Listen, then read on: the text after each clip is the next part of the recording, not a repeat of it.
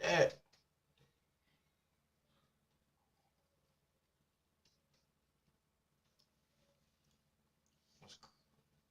What's good? I think I'm live on YouTube too. So, Both of them.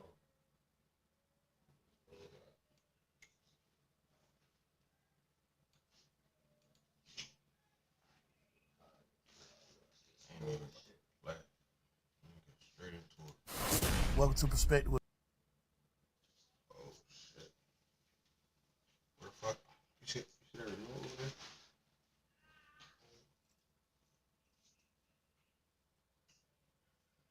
That's not very good. Next to the ashes. Cooked. With Bank. Yeah. So with the king. I'm gonna keep it real with you. Like, coming out of jail, I'm like, don't talk on the phone. Like, what the hell wrong with this nigga? Like, what's the difference between him being in interrogation on talking and you being in interrogation on talking? You act like I'm bringing the nigga name up there. I ain't saying What make y'all young feel like y'all suspending the police? This is how I feel. Like, neither I talked to him when we first got out of jail. You don't like the word hurt. I see how you looked at that. what the can he say? Why you did that? What can you say? As a man, you think Key respect you for what you did, bro? You to my R.I.P. Key, bro. You know Key ain't gonna respect you for what you did to me, bro. You know that. You know Key ain't gonna respect that. You know ain't no real man gonna respect that. You did that, bro. You see that? You see an accident. But what you don't see is that in every crash there's medical bills, repairs, time off work, not helping. Look again. There's cash in that crash. This is the best day of my life. There's cash in almost any bang, pop, slam, crack, smash, or boom. Animal altercation, cash. Pedestrian pandemonium, cash. Motorcycle mishap, cash. Big or small is worth the call to crash the cash. We'll maximize your compensation to get you healthy. I feel like personally, I wasn't raised by like victims or men with like really touching feelings or like no, I wasn't raised by those type of men. I wasn't raised by the Wellers. I was raised by men that always said, keep going, no matter what, go forward. Because you got to understand, my mom got 11 kids. My daddy, he couldn't sit and be in his feelings about certain things because he still got 11 people to feed, plus my mama, plus him, plus his other kids. My daddy got 15 people he got to worry about every day. So he ain't have a chance to sit back and just focus on his feelings and feel certain things. I wasn't raised like that. I was raised by a man who just was like, go forward, because that's what matters. What matters is not sitting and just being stuck in the moment and dwelling on certain things. Like that ain't what life is about. When you living in a king, when you living as a king, it's about going forward. I think I did that so much to the point where I forget to speak about certain things. I be forgetting to speak about Lil Jeff. What's your earliest memory? That's great. I ain't never had nobody that question. What's your earliest memory? Like, if you can think of your earliest memory, like, it's the first thing I remember is far as back I can remember. You know what I'm saying? My earliest memory was Jonesboro South, my hood, the hood I'm from, the projects I'm from, Jonesboro South. My brother, Free Umfum, my brother, he burned the house down playing with matches. Because you know when you're in the projects, you got that big ass long metal heater connected to the wall that come in, the little snake looking heater. He playing with matches on it and it burnt down the whole building. It ain't even burned down just our apartment, it burnt down the whole building. That's my first memory, like real life. You know, coming up, like, what's the first time you knew, like, that's your first, what type of memory would you say that is? Good or bad, or in between? Bro, we were raised so different. You too, bro. Men like you raised me. From even if it's from a distance, I always looked up to real street dudes, real guys from the street, and this and that. I always looked up to this. So men, like, I don't even look at that like it's bad. I look at that like a fun memory. Like, damn, that's how bro. That's how we raised. Like, this nigga burnt down the house. I don't even look at it like it's bad. I looked up to him for that. Like, damn, but this nigga know how to set a fire. But this nigga know how to set a fire. At 5 years old, he know how to set a fire. I'm asking him, how do you set it? How you do it? Like, that's just, I'm telling you, that's just how we were raised, bro. That's just how they did, how we was raised for real. So I know you got some crazy numbers. I was just saying when I asked you the question, I was just trying to think of mine. My first one, but I can't. But I would say, what's your first happy moment? In life? Yeah. My first happy moment was when my mama moved out the projects to a house. When my mama moved into her first house instead of apartment, I went, damn, bro, we got a house. The house was smaller than the apartment. My mama had got a 4-bedroom house. The apartment was 5 bedroom. Just saying, not feeling so confined no more, like around a bunch of people. Now we got rid of some grass. Like, I got grass, I got a yard, I got neighbors, like houses. Like, I'm waking up, get on the school bus in front of my house instead of the project. It was wrecked across the street from the project, though. But so it's just like, you know, but that was like one of my first happy moments, and that I remember, like, as a kid. What's your first Saturday moment? I used to go with this girl named Santana in Pool Creek. That's when we moved out of Jonesboro South. I moved out of Jonesboro South when I was like 3-4 years old. We moved to Pool Creek, which is right around the corner from Jonesboro South. And I started going with this girl that stayed like 2 apartments down from me. Her name is Santana. I was going with her like, we probably like 5-6 years old, like kids. I was going with her, and we were sitting on a bench. And I think I was talking to another girl, and she got me, and she hit me with a stick, with a sword, with a real log. Scarred me right here. Hit me with a log. Made you sad? Yeah, because it was like, dang, she broke up with me. I'm like, dang, I lost my girlfriend. Oh, yeah. What's the first time you feel like you felt betrayed? Like as a kid coming up, or no? My first betrayal was like, cause I'm a kid, so I wasn't introduced to the world or like niggas or friends. You know, you confined to just your household and the apartments you live in. So my first betrayal was probably like my other family members, like me hearing my auntie say, you know, she don't want my mom kids at her house cause we just too deep. Like, we got roaches just in our house. Our clothes got roaches, so we might come to her house and some roaches might come out of our house. And then she got roaches in our house. And I understand it. You know, no harsh feelings, but, you know, that type of the nigga that I am, that's the type I was dealing with in life as a kid. I was dealing with that. Like, my mom got so many children to the point where her sisters and brothers like, man, hell no. Nah. We don't even want to deal with y'all. No, sir. There's too many of y'all. They wouldn't even know no bullshit. Just like, she like, man, I got a 3-bedroom apartment. I'm goddamn raising my kids a certain way. Y'all over here, y'all grown as hell. Y'all doing what y'all want to do. And like, hell nah, we don't want that shit over here. I want my kids to grow up, you know, a different way. So I get it, you know what I'm saying? But that's the type of shit I was dealing with. Like, that was my first, like, betrayal. Just like hearing my auntie say, she don't want us at our house. We carry roaches. Man.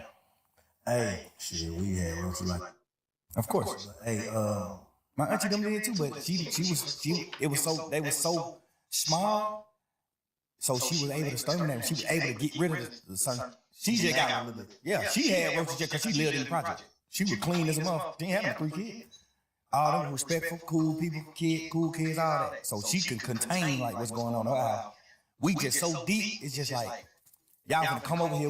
We broke ahead. We got this smaller amount of food stamps than your mama. My mama got a lot of food stamps because she got a lot of kids.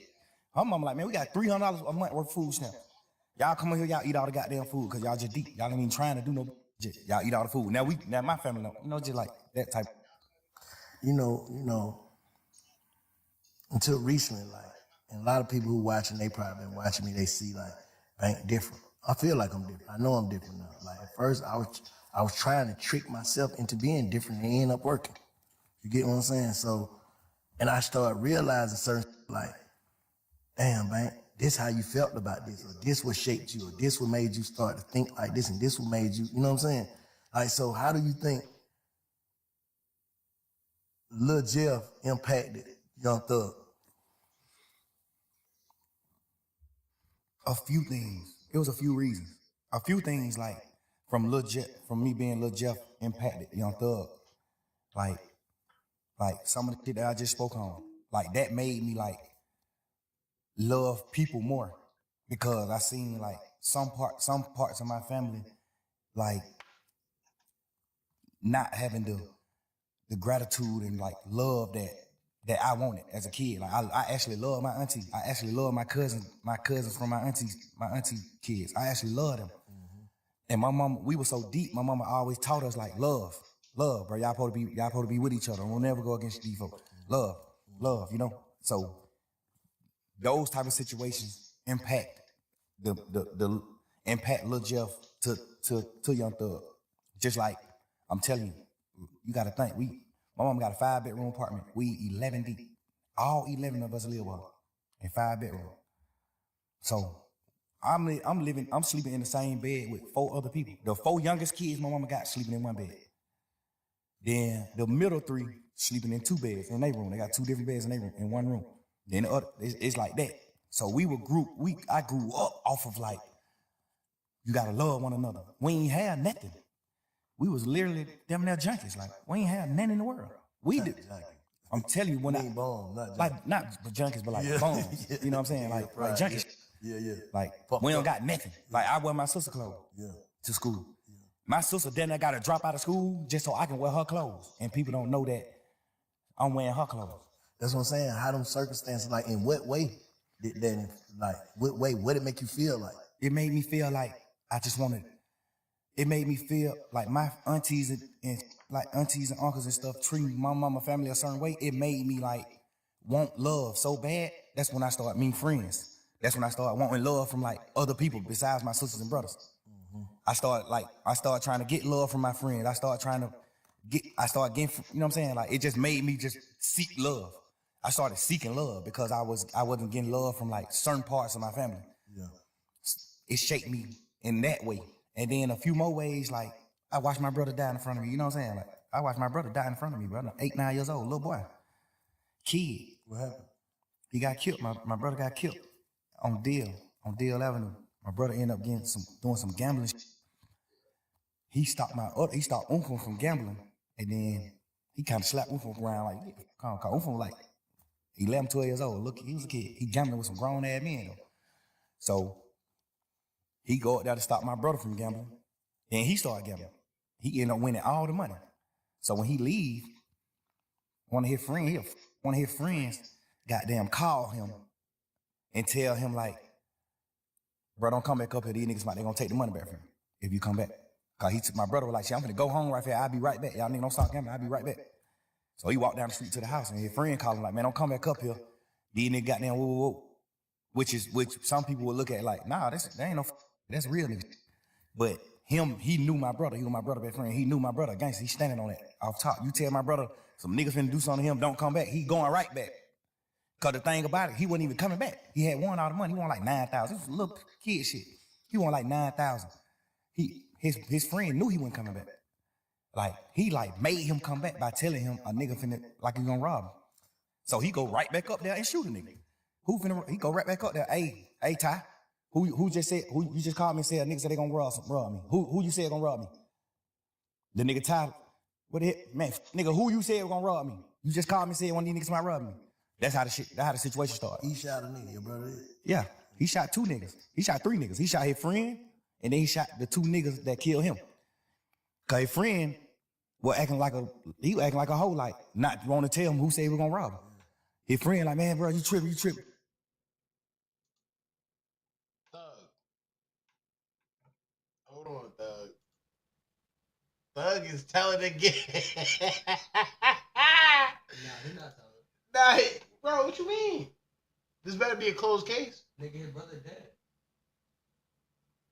Bro, he said he shot 2 niggas that killed him. So the niggas that killed him must be in jail for him to be talking about this right here. That nigga said. The fuck is you talking about? Oh, and matter of fact, you gotta keep watching. Yeah, I gotta keep watching it. Shut your ass up. Cause this is the part that cause that's why I was calling you, cause it was so much shit that I was so confused about, bro. Like, he was saying shit, bro. God, what? Bro, the nigga just said some crazy shit. finish watching it, so I can feel me.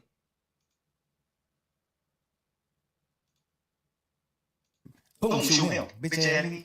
Boom. Then when you shoot him, he started saying like, man, didn't he say him, bro? These two niggas. So he started shooting at these niggas. Boom. Then he take off running, get police out, he take off running. Them niggas got them started shooting back, shot him in the back while he running. Ran down the street a little bit and fell on the ground, just like, you know, just on the ground, gas, like, man, hurry up, get in the car to the hospital. He's just telling us, I feel like I'm dying. Like, I'm telling you, I feel like I'm dying, bro. Everything's slowing down. My heart rate, everything's slowing down. I feel like I'm dying. Y'all gotta, you know what I'm saying? I'm right here, little boy.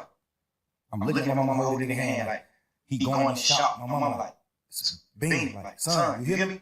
You hear me? And he just, like, choking up blood, but he, like, you can see he trying to say something, like, he let her know, I hear you trying to say something, but he can't talk. So my mama, like, you hear me squeeze my hand? I'm holding one of his hand, my mama holding the other hand. She's like, you hear me squeeze my hand, son? Squeeze my hand, don't go, son.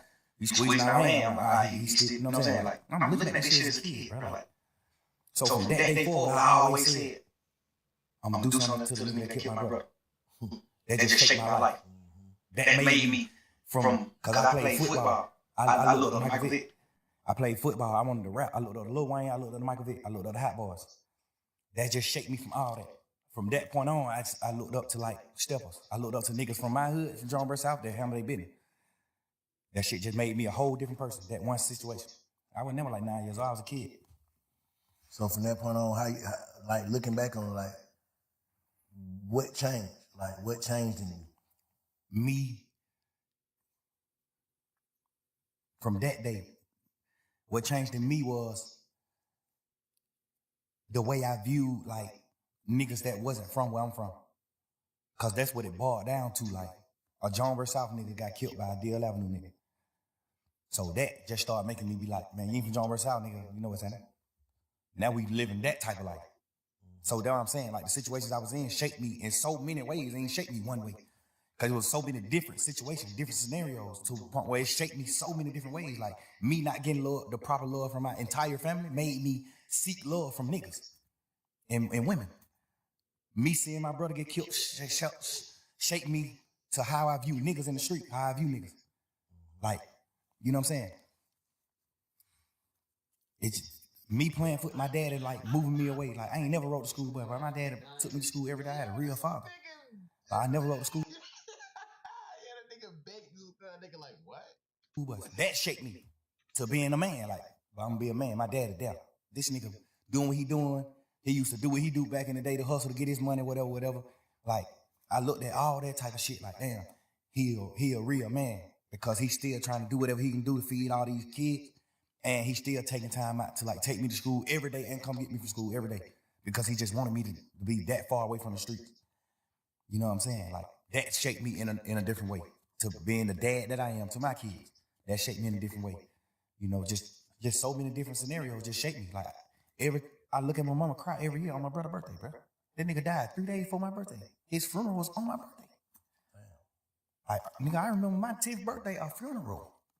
I'm going to a funeral on my 10th birthday, bro. My brother, who just told me before he left out the house and died, I'm gonna give you $100 for your birthday. I'm looking at that. Like, nigga, I still wake up right now today. I still want my $100 for my brother. Can't get it. It just certain shit just shake me certain ways, bro. Just, you know what I'm saying? So when you look at yourself, like when you reflect and just look at yourself, how you see yourself right now as a person. Like if you had to judge you, how you see yourself. The crazy part is, bro, I thought I was whole. I thought I was wholesome. I thought I was like the perfect man until this situation. This situation at hand right now made me realize, like, damn, bro, I'm actually fucked up.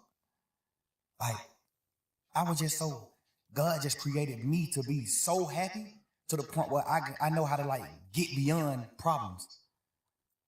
I just always was happy. My whole trial, I just was happy as hell because it's just like, I ain't got no reason to be happy. But it's just like, I'm just a happy person. I'm just a natural happy person. I could have got a life sentence and went to prison for the rest of my life. And y'all would have been seeing me in prison on photos just happy. Because I think God just created me like that. I be mad at God sometimes for that. Like, dang, bro, why you created me just like so happy to the point where I can't be in touch with my real feelings. But do you think that type shit goddamn make it to where a nigga, cause I'm gonna keep it real with you, Slime. Like coming out of jail, and we're like, man, what the fuck is this nigga doing, bro? Like it's like you ain't learn your lesson. And all this shit going on, hearing these calls, talking on the phone, like what the hell wrong with this nigga? Like, you know, a nigga, I know you was in there praying, right? Absolutely. Like, it's like, do you not understand your prayers got answered? Yeah, you understand that, but you also listening to people tell you like, well, you the wizard. You ain't going to prison. And then you gotta understand, man, I was in jail 3 years, bro. Like I was praying 3 whole years. At some point, I started thinking like the prayers ain't working. You gotta understand that too. Like I'm going through shit every day. I'm looking at my best friend, them do what they do. I'm looking at this. I'm looking at some shit, and it's making me feel how I'm feeling. Like I ain't never been the nigga to pillow talk. I ain't never been the nigga to talk about nobody else in my life on the phone with nobody else. I've never been that type of nigga. I've been these last few days. I've been sitting around like, what the fuck was I thinking? Like, what I was doing? You said you were saying. I think I was just so fucked up, and I just felt like it was just over. Like I'm just sitting in jail 24 hours on 23 and 1. I'm in a cell 23 hours. Like at this point, I'm just like, man, I don't give a fuck. Life it ain't what I'm thinking it is. Like I'm just talking, man. At this point, I'm just talking. At this point, I'm just holding conversations with my girl. But the crazy part is, all these conversations that I had on the phone, I also had with the same niggas who I was talking about on the phones. So that's why it don't seem weird between us, me and them. Because I done held these same conversations with Wham. I done held these same conversations with Savage. How I feel about him, how I feel about Wham, how I feel about this, how I feel about every situation. We talk like men, we brothers, we talk. They tell me how they feel about certain things. So we all aligned. We won, we what we is. But you got to understand, like, my standpoint. I'm locked up. Nigga, I'm on the phone talking to my girl every day. This is the only person I'm talking to on the phone. I don't know, thug. Damn, I'm dropping my phone. I don't know. That's fishy right there. I ain't gonna hold you, gang. He better not be lying about that. Like, he literally better be talking about these niggas to their face. Everything you said on them calls, you better have said to them niggas' face, too, because you look crazy right now. I'm not gonna lie, gang. Like, that was wild, bro. That nigga said mad shit. Bro, That nigga said Future. Yeah, that nigga. I would never, gang. Like, I mean, like, whatever you say is what you say with your, like when you pillow talk to your girl, but damn, gang. Damn, what? The weed track. Bro, what you, the what? The loud track. I don't know what you talking about. You wildin' on YouTube, too. This is the only person that I can talk to. Like I can't even talk to my family because they just like, Yeah, you're right. how they is, it ain't good for my case. They can be on the phone, they don't understand certain things. So if I be on the phone with them, they might say the wrong thing on the phone. So now I can't talk to them. Now I can't talk to Bank. I don't want the police to get on Bank. Now I can't talk to Wham. I don't want the police to get on him. I don't want the police to get on Savage. I don't want the police to get on Pluto. It's just so much shit in my mind to the point where I'm just like, I'm confining myself. I mean, not confined. I'm like trapping myself to just communicate with one person. And then I might go to court and just get body slammed by the motherfucking judge, bro. And then I just got to come back to the jail. Now I'm on the phone with somebody that I love, whoever it is I'm on the phone with, and they like, man, goddamn, or goddamn, they say, this nigga right here been up pulling up on bro. This nigga pulling up. Of course, I'm just like, bro, I just got body slammed by the judge. I'm just feeling how I'm feeling, bro. I'm just saying what I'm saying. Like, I ain't even tripping on that. I'm just saying what I'm saying. And I done told all these niggas these same things. But looking back on it, how you feel? You just said, goddamn, like, damn, you feel like you was tripping. I feel like I was tripping, but I feel like, because I ain't never did shit like that. I ain't never pillow talk with no girl ever in life. I ain't never in my life held no conversation with no girl about no other nigga ever until jail. And I've been trying to figure out, like, why the hell was I even doing that? And then I just had to, like, think back to when I was in jail. Because I did a long time in jail, so I know how to think right back. I ain't gonna lie, I ain't go to jail, but I know niggas that went to jail. Mad at my niggas went to jail. Word of my mother, that shit is kind of like true. It's just, it's making the time go by. It's something to talk about. Like, you get what I'm saying? Like, it's like current news almost. Like, you just keeping the nigga up on game. Like, you keeping them aware of what's going on outside and shit like that. So, like, I mean, it's just, it's jail talk at this point. But you was on the phone doing a lot, brother. You think this shit is gonna get leaked? That's fucked up. They leaked this nigga calls, gang. That's fucked up. They leaked this calls, gang. When I was in jail right now. So you been reflecting. Yeah. And that's another thing I don't even want to do. That's why I don't even respect the phone calls coming out. Because all it do is make me think about when I was in jail, going through fighting for my life. All it do is make my girl think about those long ass conversations on the phone. We praying and we doing shit and hoping that I can get away from this shit and come out of it. Like, that's the weird part about this shit that's happening. Like, this shit, this shit just like a fun moment in the memes on the internet and trying to just like tarnish my existence and just my real nigga shit, my real nigga life to like just to have fun with it. But not knowing, like, but this shit traumatizing the hell. This shit goddamn make me remember when I was in jail. This shit make me remember those dark ass days and moments I had, bro. This shit make my girl cry. She ain't even tripping about what we saying on the phone. Nigga, we said, whatever I say, I can say twice. I'm a grown man. I'm a man, nigga. Whatever I say twice. Okay. And I done said it to every nigga. They know that. So I ain't tripping on that part. I'm tripping on just like the world not knowing that. I'm tripping on the world just, oh, but look at this. Oh, hey, y'all, here go another phone call. Here go. It's just like, bro, y'all ain't understand what's going on. Let me say this. If you knowing that you told these people and you was on the side, how would you look at that? If you was from the sideline, just listening to Slime on the phone, on the jail phone, talking to Savage, talking to your girl, just about like everything, how would you look at that? If you didn't know, like you said, you done told the same people this, how would you look at it? It depends. If I was on the sideline and I never been in that situation, like no jail shit or fight for my life, I probably would look at it how people looking at it that ain't never been through shit. Okay. They probably looking at it like, man, you some bullshit. Why the hell you talking about? But if I was a nigga that had experienced certain shit, I would look at it another way. Mm-hmm.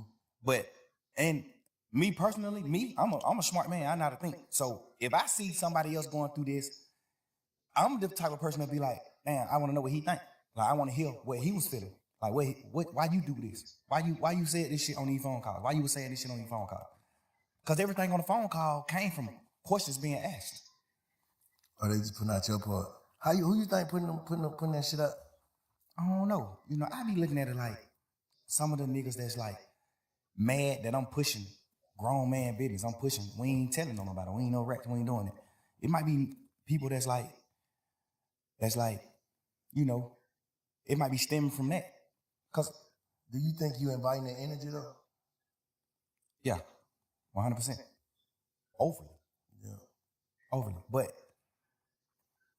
me just knowing how this world is, even if I wasn't inviting the energy, it still happened. It still would happen. You can't just say that. I know it.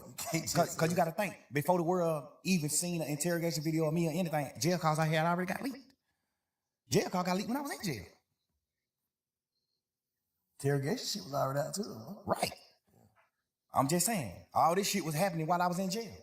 But I'm saying, so I don't think it would be, me personally, bro, this shit for me to use tonight, I don't think it would be, it's like right now, yeah, interrogation shit came out too, and there was some shit in there, we're gonna talk about that, there was some shit in there like, damn, Slime, why you say that?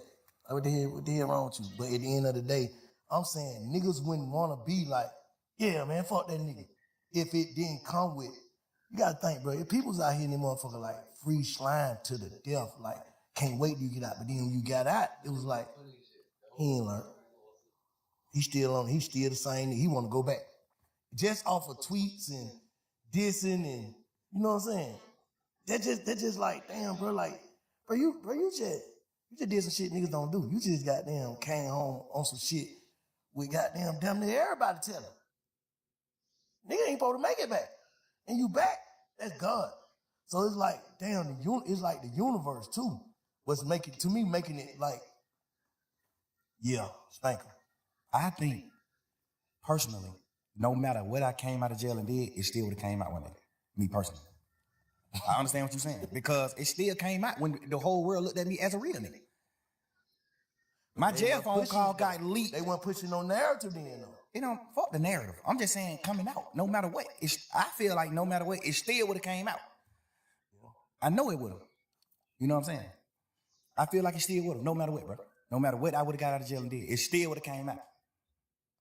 Yeah. Just because it was public record. Because at the end of the day, when the first shit came out, when the first few jail calls came out, or me and my girl just talking this shit, when those first few jail call came out, nigga, my team got in touch with the Cobb County people and stopped all of it. Like, shut down the whole system. Now you can't go get none of that shit. Okay. So what that tell you? Somebody been had it. They got it back then, and they just waiting to release it. Strategic. No matter what I would have came out doing, it still would have got released. What about like? Because you can't go on the internet and get it right now. You can't go on Cobb County website and get it. It's been shut down for a year and a half. What about like contradicting shit? Like they say, you tweeted that you told Shaw to take to Yeah. take the plea. Yeah. But on the call, you told Savage. I ain't told that nigga that. Like, so that's like credibility. Like, damn, Slime, you said this, but this, you tweeted this. Well, goddamn, what one is it? Yeah, I understand that. And the thing is, when just say I'm in jail, fighting for my life. This just for people that don't know the law.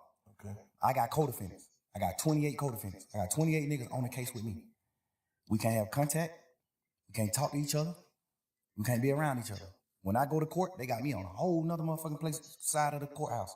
They got these niggas on different sides of the courthouse. Nobody is around each other because we co-defendants. We get another charge if we talk to each other. We can't talk to each other.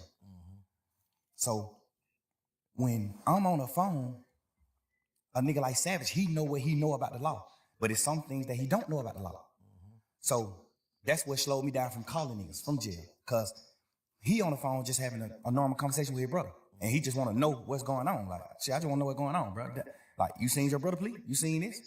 You know, he don't know the law. He don't know the side of the law where I got a co-defendant and I can't talk to him. So if I get on the phone on a jail call and tell Savage, yeah, I told Umfum to take a plea, that's another charge on me because I don't supposed to have contact with Umfum. So when I'm on a jail call talking to Savage, I got to say no. Hell no, I ain't told that nigga do that. Hell no. Because all they gonna do is take that jail call and play it in court. Now I got to attempt the court charge. Yeah. So when I'm in the jail, I can't say it. And when I'm in the jail, I'm like, hell no, I ain't told no nigga to take no plea. No, I ain't did that. Because I got to do that. I'm on trial. I don't supposed to have no contact with him. If I say I told my brother to take the charge, all they gonna say is, how you told your brother that? You must talk to your brother. Boom. The lawyer can get in trouble. All type of shit can happen. I'm on the phone all the time. Hell no. I ain't tell that nigga take no charge. Fuck no. I mean, I ain't tell him to take the plea. No. But when the case over, can't nothing happen to me by saying that. So when the case over, hey, let me clear this up just for the world to know. Because I told Savage no. I told Pluto no. Like, I told a few niggas who asked me, like, hey, bro, you told your brother to do that? I'm like, hell no, I ain't telling him to do that. So obviously niggas that I fuck with in the streets, in the world, they looking at it like, all right, your brother did what wrong. You ain't tell your brother to do that. Mm-hmm. So I got to clean that up because I really did tell him after the case. Yeah. After the case. Hey, hell no, I overly told him to take the charge. But because it definitely looked like, damn, they took the same plea, so how the hell you gonna just single a gun out? You know what I'm saying? You know why? But you was done talking? Nah, go ahead. The reason why I differentiate his plea from their plea is that's like you telling your son to do something versus you not telling your son nothing and he do something. Mm-hmm. I told my brother to take the plea. We had a week and a half conversation, talking a week and a half. Every day in court. My first time seeing the nigga since we been in jail. We crying each other, all type of shit. I'm like, bro, get the fuck on. This nigga been in prison his whole life. You think that nigga give a fuck about going to prison? Boy, that nigga a man, gangster. Stand on that. Mm-hmm. Home don't give a damn about no sentence. Home told me every day in court, he told me, hell nah. Boy, you tripping, bro. Boy, I'm rocking. You my brother, nigga. You my real live brother. Like my mama had. Your mama and we got the same mama, nigga. You my brother. If you go to prison forever, I'm going to prison forever. Fuck that. He's just a freak nigga. That's how you looking at it. Hell nah. Nigga, I'm crying to this nigga every day. Bro, please, bro. You just got out of prison, bro. You just did 12 and a half years. Get the fuck on, bro. Please, bro. I'm on the phone with my mama. Nigga, my mama crying every day, man. Both of my son, man, bro. Y'all come back to me. I don't give a fuck what happened. Y'all need to come back to me now. Woo. I'm telling my brother, go on. You got to get back with mama, bro. I'm going to be all right. I'm good. I'm a man, bro. I'm standing on mine. I'm going to be all right. I need you to go, bro. Why that nigga crying to me, boy? Bro, do you understand what you telling me to do, bro? No. I'm a man. That nigga just had a life sentence, nigga, for not telling. He not a rat.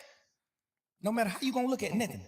This nigga just did a life, that nigga just had a life plus 10 prison sentence for not telling. They got this nigga on the phone. Life plus 10 for the crime. Yeah, for not telling. Nah, they know he didn't do it. Oh, they know he didn't do it. They know he ain't do it.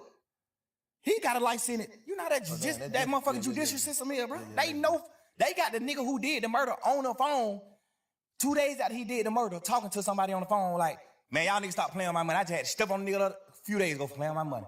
They got him on a wired phone call saying this. They know who did the murder. They know who committed the murder. When we had cameras at the house, when the murder got committed, my brother was in the house. Unfun was in the house sleep when the shit happened. They got cameras from like other people's houses and shit of my brother leaving out the house after the murder. His best friends them was convicted of doing the murder. And they was in my mama's car. Nigga, my brother still in court every day of his motherfucking life, still to this day. Told the judge, I don't know them. The judge like, dumbass nigga, we got phone calls with you and them on the phone. We got a phone call with you and them the night of the murder. They just talking about other shit, just talking about going to the club, fucking with hoes, all that. And the nigga just like, shit, I'm gonna pull up. I'm gonna come get you. The nigga dodging coming to my house because he know my mama gonna ask for her car. So he like, man, you gotta walk around the corner, get in the car. Like they on real phone calls on each other. My brother still in this motherfucker fighting every day, saying, I don't know them. They lying on me. The judge just sought it to him just because of that. Like, oh, you playing game. They offer that nigga immunity. They know he ain't do it. They offer him immunity. Hey man, you tell exactly what him, cause they saying, one of the niggas saying, you brought the gun to them. One of the niggas saying, it's 3 of them. One of the niggas saying, Unfun did the shoe. One of the niggas saying, Unfun didn't do the shoe, he just brought us the gun. They like, why y'all didn't just come to the house and get the gun? Cause we was in his mama's car. And if we would have pulled up in the driveway, his mama would have made us leave her car. So we called Unfun and told him, hey, come around the corner and meet us and bring us the gun. We finna go to the club. They just like, hey, bring my file, we finna go to the club. Bro, goddamn, suppose, I don't know if he did it or not, cause he still ain't told me to this day. I don't know if he did or not, take them the gun. But when he take them the gun, they ride off and go, like they finna go to the club and do what they doing, but they end up, well, that's what the court say. I don't know the case. The court said that they robbed some Mexican, and one of the Mexican booked, and they shot him, and the Mexican died. I don't know if that's true or not. I'm not saying it's true, but this is what the case was. They saying my brother took the gun to them, and then one of them killed the Mexican, which we don't know if that's true or not. Cool. Goddamn, they got one of the Mexican that didn't get shot. One of them got killed, and one of them they let run away. The one that ran away said, my brother is that nigga probably about 5'7", 5'8", red as a motherfucker, real Mexican, Chinese nigga. The Mexican that didn't get shot said the third guy that walked up was a tall black man with a ski mask on. That they said, how you know he black if he had a ski mask on? He said, I seen his hands. His hand was black. So my brother, off top, everybody know that ain't him. No shit. They know 100% he didn't do the murder. He just got a life sentence because he wouldn't tell. They granted him immunity. They take it, man. Fuck y'all. To what? I don't know what happened. I don't know nothing about that. I'm telling you, bro, just man to man. I can't put no rack on him. I can't. I'm telling you, I seen Shawty stand up and Shawty was 17 years old. Shawty was a kid. Shawty stood up in the paint, bro. Shawty got a life sentence. So let me ask you something. Did his plea say the same shit Gunna plea said? Like, is it the same? Like, did he have to agree to the same shit? Guess what you wouldn't believe, man? I ain't never seen his plea. I ain't never seen bro plea. I swear to God. Just handle your business. Go home. I told him, cause he had did 12 years on the murder. And then his lawyer got him a new trial. Like, they fucked up in trial, the lawyer got him a new trial. So now he out of jail waiting to get tried for the murder again. They ain't gonna never try him for the murder again because they know it ain't nothing he doing. He ain't do that. So he wasn't gonna never get tried for it again. They were gonna just like goddamn keep resetting the trial date for the rest of his life. He would never go to court again. That's what the lawyers say. Like they ain't finna do nothing with that case. They can't beat him. So I told him, well, if you do take the plea, make sure they add your murder case in the plea. Make sure they dismiss your murder case in the plea, because you still got to do a new trial. You saying they did that? I don't think they did it. I think when they went to them with the plea, I think they were like, the plea is out of the murder shit. No, we can't do nothing about the murder shit. If they could, they would have. But the state was like, we can't do nothing about the murder shit. Like, it's a new trial. Like we can't get involved in that. That's up to the court. So I guess that's what they like. We can't add that shit in there. So that's when he like, shit, I'm definitely ain't doing the plea then. Now we having a week and a half conversation every day, bro, in court every day. I'm sitting in the cell crying like, bro, please, you gotta go, bro. My dude, these folk out of their mind. These folk ain't functioning. Go on. One of us need to go. Right now, I don't need you right here with me. You just did 12 and a half. I don't need you right here with me, bro. This shit gonna be 3-4 years process. I don't need you doing that, bro. So who did what's right on that case? Everybody who on the case did what's right, except the niggas who took the pleas in the beginning of the case. Except them. The niggas who took the pleas in the case, that's who did what's wrong. They took the plea and agreed that YSL was a gang. They saying that we got a RICO. And YSL is a criminal street gang. All of us on this trial, all 28 of us saying YSL is not a criminal street gang. Because by the book of gangs, the law that solidify you as a gang, we don't come to terms with none of that. So it ain't a gang. In real life, it's really not a gang. When it comes to the gang book. They done did some shit separate, on their own. Yeah, it's just a lot of crimes that happen, and they just saying, oh, YSL a gang? Off of all these crimes that happen. But the law that makes an organization a gang, the law that makes an organization a gang, we don't meet none of the criteria. Okay. So we not a gang. No matter how y'all try to twist it, we not a gang. You see what I'm saying? Yeah. We got every lawyer in this motherfucker saying we not a gang. So who you look at in that shit that took the plea that you be like, oh, I can see how you took the plea? Nobody? Duke. Okay, nobody else? On phone. All right. Because, and I ain't like saying, oh, he didn't goddamn do us wrong or he didn't do this. One thing I know is he ain't taking the plea. If I don't make him take the plea, he ain't studying that plea. So why Duke ain't wrong? I just want to know. Like, why? Because Duke plea was from Duke. All Duke said in his plea, he didn't say YSL was a gang or none of that. All Duke plea did was said that Yak was right about telling on him, about what they talk about. Duke plea was just what Yak already had told the police about him. You see what I'm saying? Hold on. You said Duke just agreed to what Yak said. Yes. So Duke. Yak, you saying Yak threw Duke up on the bus. He just said the nigga telling the truth on me. Yeah, because if he say that he not, then Yak got to take the stand on him. Because Yak plea agreement said he got to take the stand if Duke go to trial. That was a part of his plea. What I'm saying? On their case. Hold.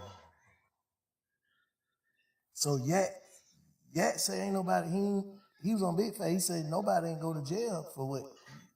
He said he just was in there running his mouth in the what's the name?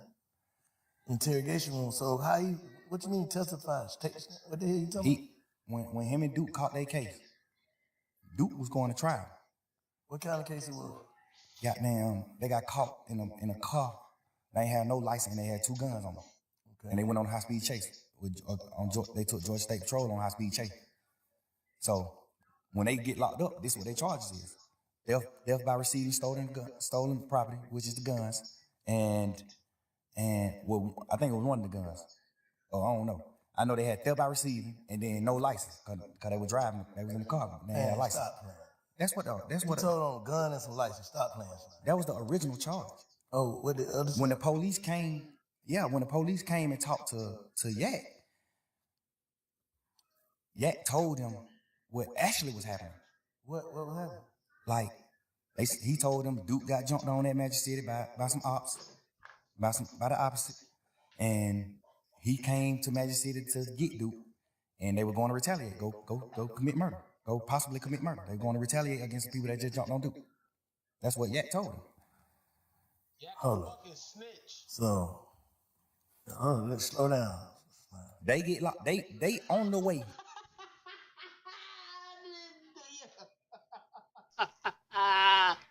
On his dad villains the other day.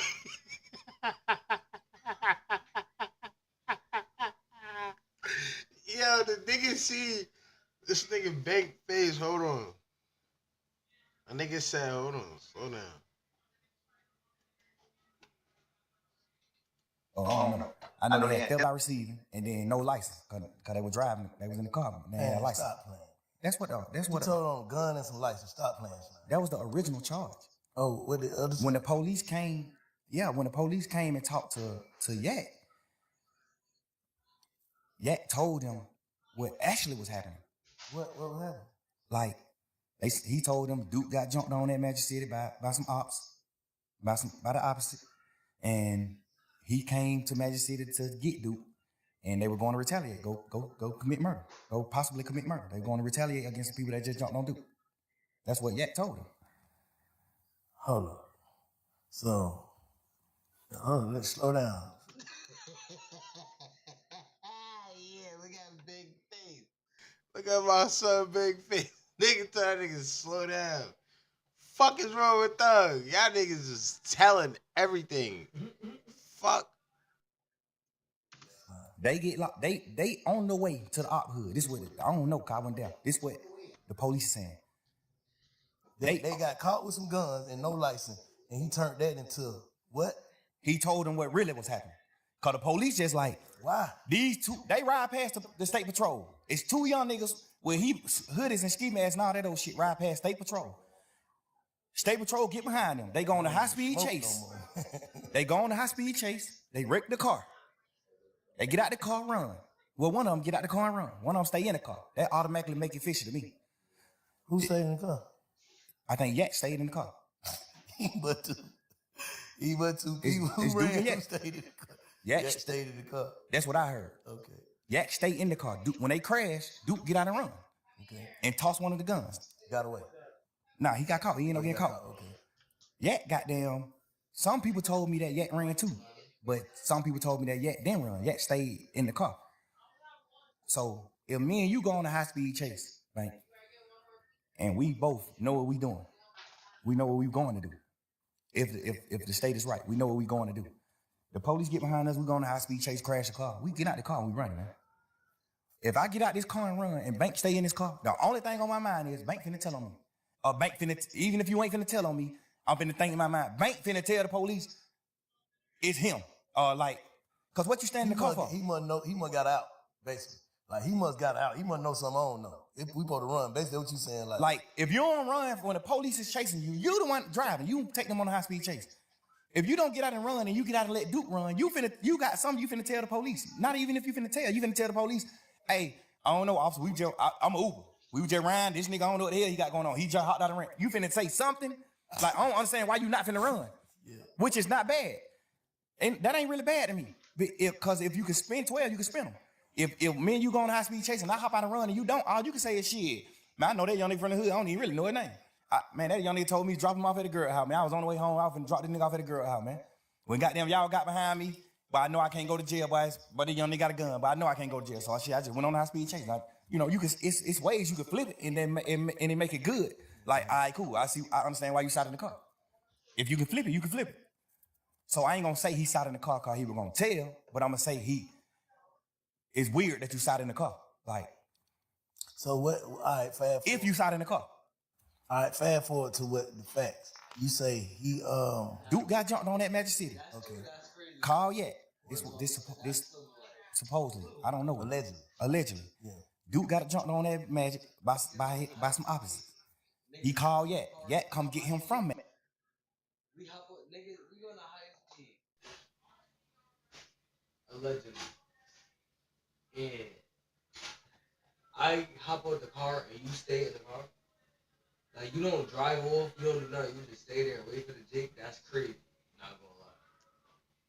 So if that's true, that's crazy. But that just don't, like, that don't even sound right. Like, that sounds like some movie shit.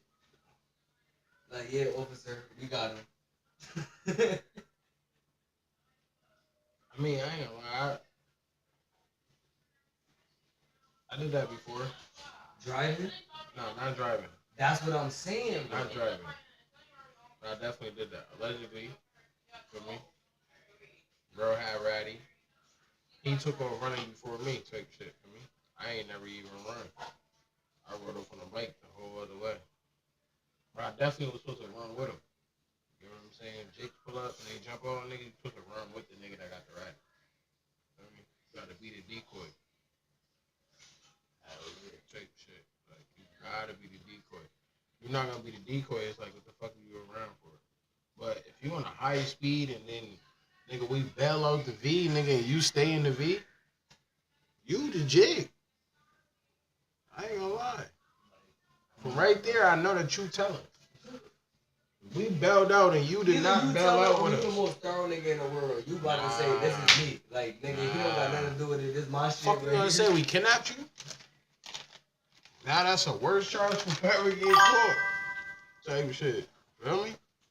Nah, I'm saying like the only possible way that I'm not saying that is like the only possible way he can get away with that is if he tell the chick like, yeah, nah, that was me. Like, feel me? This my shit. He just didn't want nothing to do with it. I told him to run.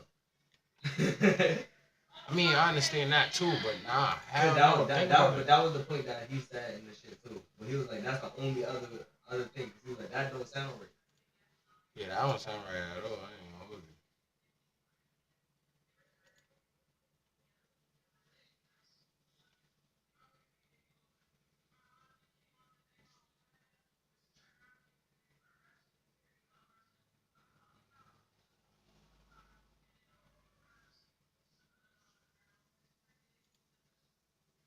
Man.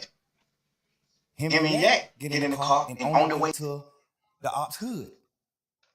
They on the way to the ops hood to retaliate, to go handle their business. Like, niggas just jumped on them, he finna go handle their business. They ride past the police next to the ops hood. They on the ops street when they ride past the police. The police get behind them and turn the lights on. They go on a high-speed chase, they crash. They get out and run, they get caught. They in jail for driving no license and firearm in the car. This the charges. The police come question Duke. Duke don't tell Duke like, man, suck my dick. No. The police go question Yak. Cause I think Yak was in some more trouble too. So the police go question Yak. So I guess that's his way of being like, shit, well, I gotta try to get myself out of trouble. I'm in deep trouble. Like, even though Duke got this little bit ass case, I got the same little bit ass case, but I got more shit. I'm on probation. I just got out of jail. Yak got a deeper rap sheet. So But I thought he said he took the charge though. I thought Yak took the charge. He said goddamn, didn't nobody go to jail but him. Like, he don't want this time and Duke him got and Duke went to jail, bro.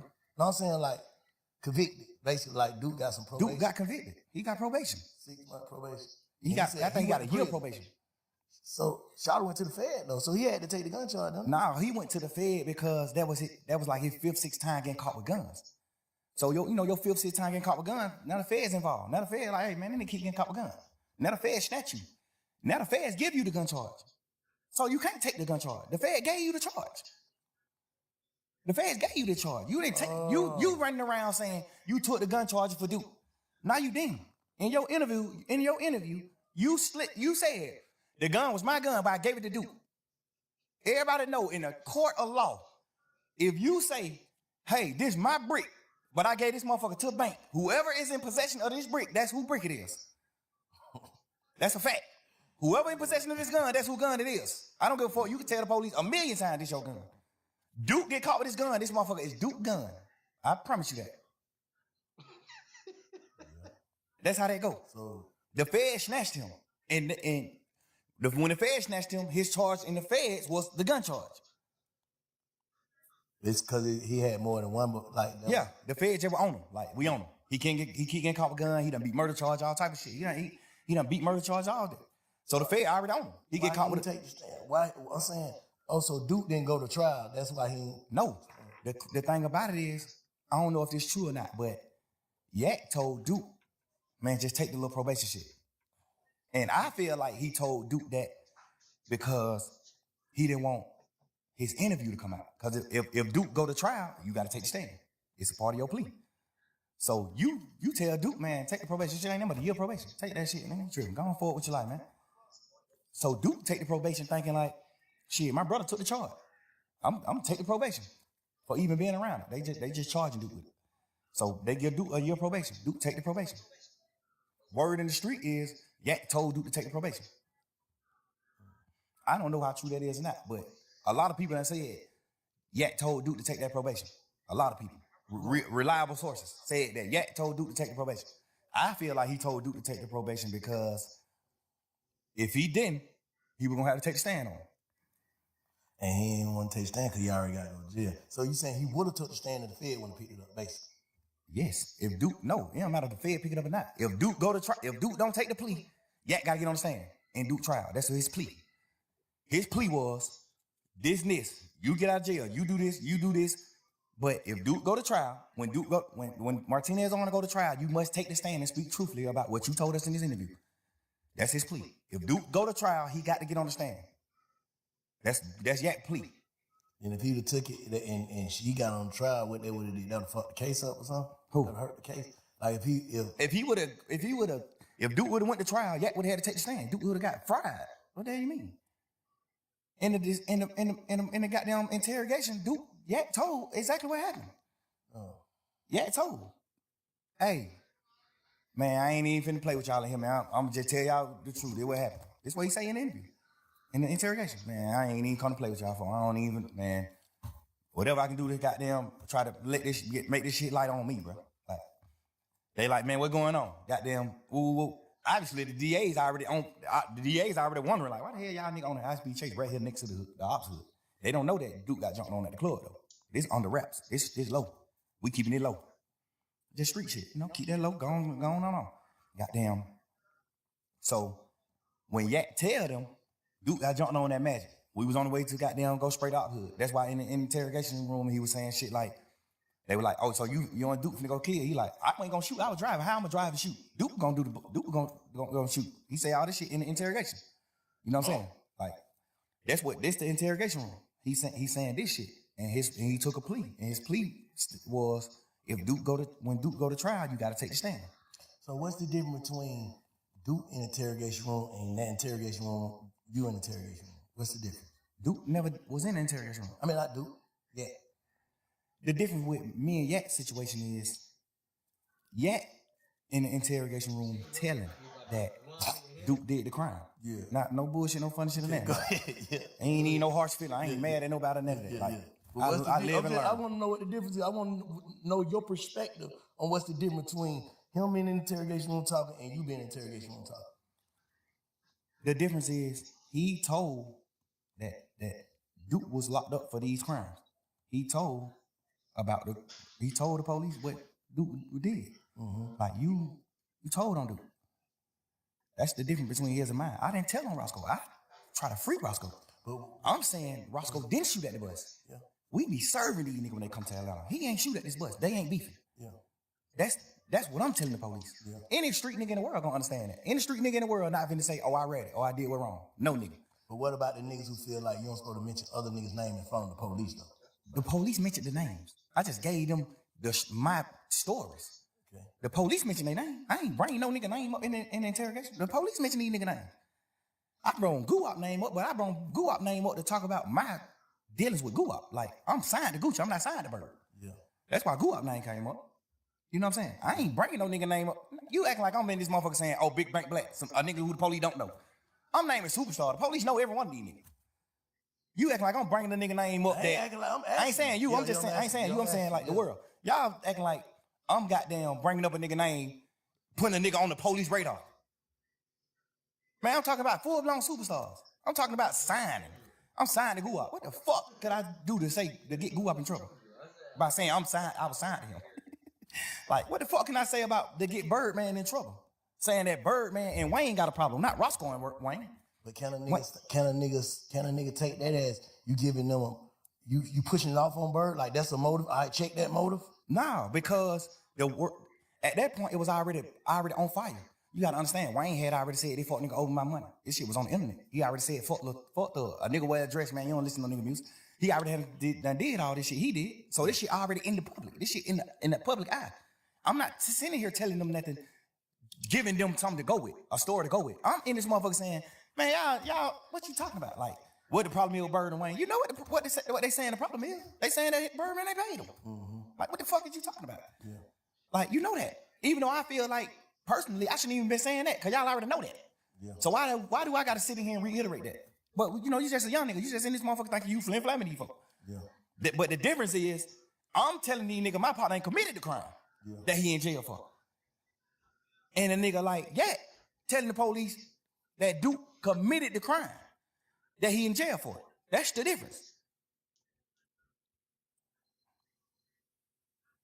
Yeah. Me asking you, do you understand the difference? I understand the difference, but like I said, Slime, I told you this, like, you know, looking at it from the side is like, why would you tell that lady, take your number? I told, if you look at the whole interview, and I'm gonna put the not the audio, I'm gonna put the video out so you can see the actual video too. I told the lady to take my number on some flirtatious shit. Like we just flirting. When we first come in the room, I was flirting with all this shit on video. When we come in the room, I'm flirting with her. When we sit down talking, she's sitting at the table. I'm talking to her. I'm flirting with this bitch. Not mean to call her no bitch. I'm flirting with this lady. Like, and at the end of the video, when everybody getting up and leaving out the room, I'm still talking to her because she getting up late. Like she still like getting her shit together and getting up. Like, well, all right, goddamn good talking to you. Woo, woo, woo. And I'm like, man, you don't know anything. Get my number, baby. I make promises. You know, I'm just flirting with the lady. Obviously, the world gonna look at how they want to look at it. But that's wrong shit to say, son.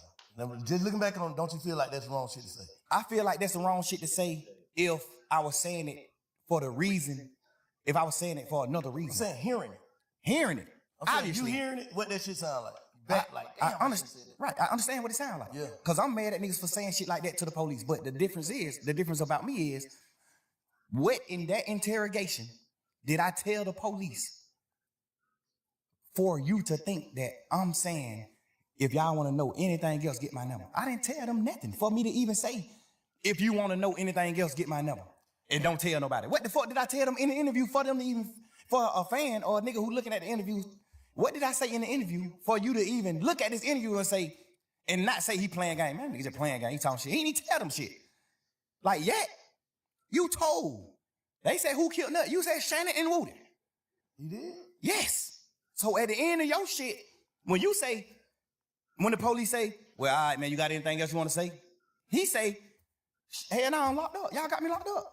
Y'all got to let me get out so I can goddamn get around and then I can say, I can have something else to tell y'all. That's the difference than me saying it, because I didn't tell them shit in my interrogation video. I'm in this motherfucker talking shit with him. Y'all blood? Hell nah, man, we fake bloods. We just say that shit in music, crazy. Nobody ain't no real blood. Wayne and us ain't real bloods. We just talking shit in music. I didn't tell them nothing to get nobody in trouble. So why would you look at the end of that interview when I said, take my number, I make promises, baby, don't tell nobody? Why would you look at that part of the interview and say, damn, boy, he was finna get him his number so he can get him information? What information did I get him anyway? The first, you get what I'm saying? I get exactly what you're saying. If I'm spinning the police, and at the end of my conversation, I say, get my number if y'all want to know something. What make The smartest nigga gonna be like, spin bitch the ass nigga, police, you ain't though? telling them that. What make y'all young niggas feel like y'all can spin the police though? Just I come don't on. understand that though. I don't understand that. Man. But them bitches is smart, bro. Bro, it's just like movies just coming up in the game. When you a real nigga, bro, I feel like I'm a real man. I feel like I honor and I love every nigga who I love. Yeah. So I'm willing to do anything to help a nigga that I love. And sometimes you can make the wrong thing. You can do the wrong thing trying to help a nigga that you love. Yeah. And when I say do the wrong thing, I ain't doing that wrong in the interview. The only thing I did, well, I feel like I did wrong was even talking to Doing them. the interview, fact. Right. No, But yeah. I'm doing the interview out of I'm purely trying to save my mans. When I first seen the shit on the internet, I was like, oh man.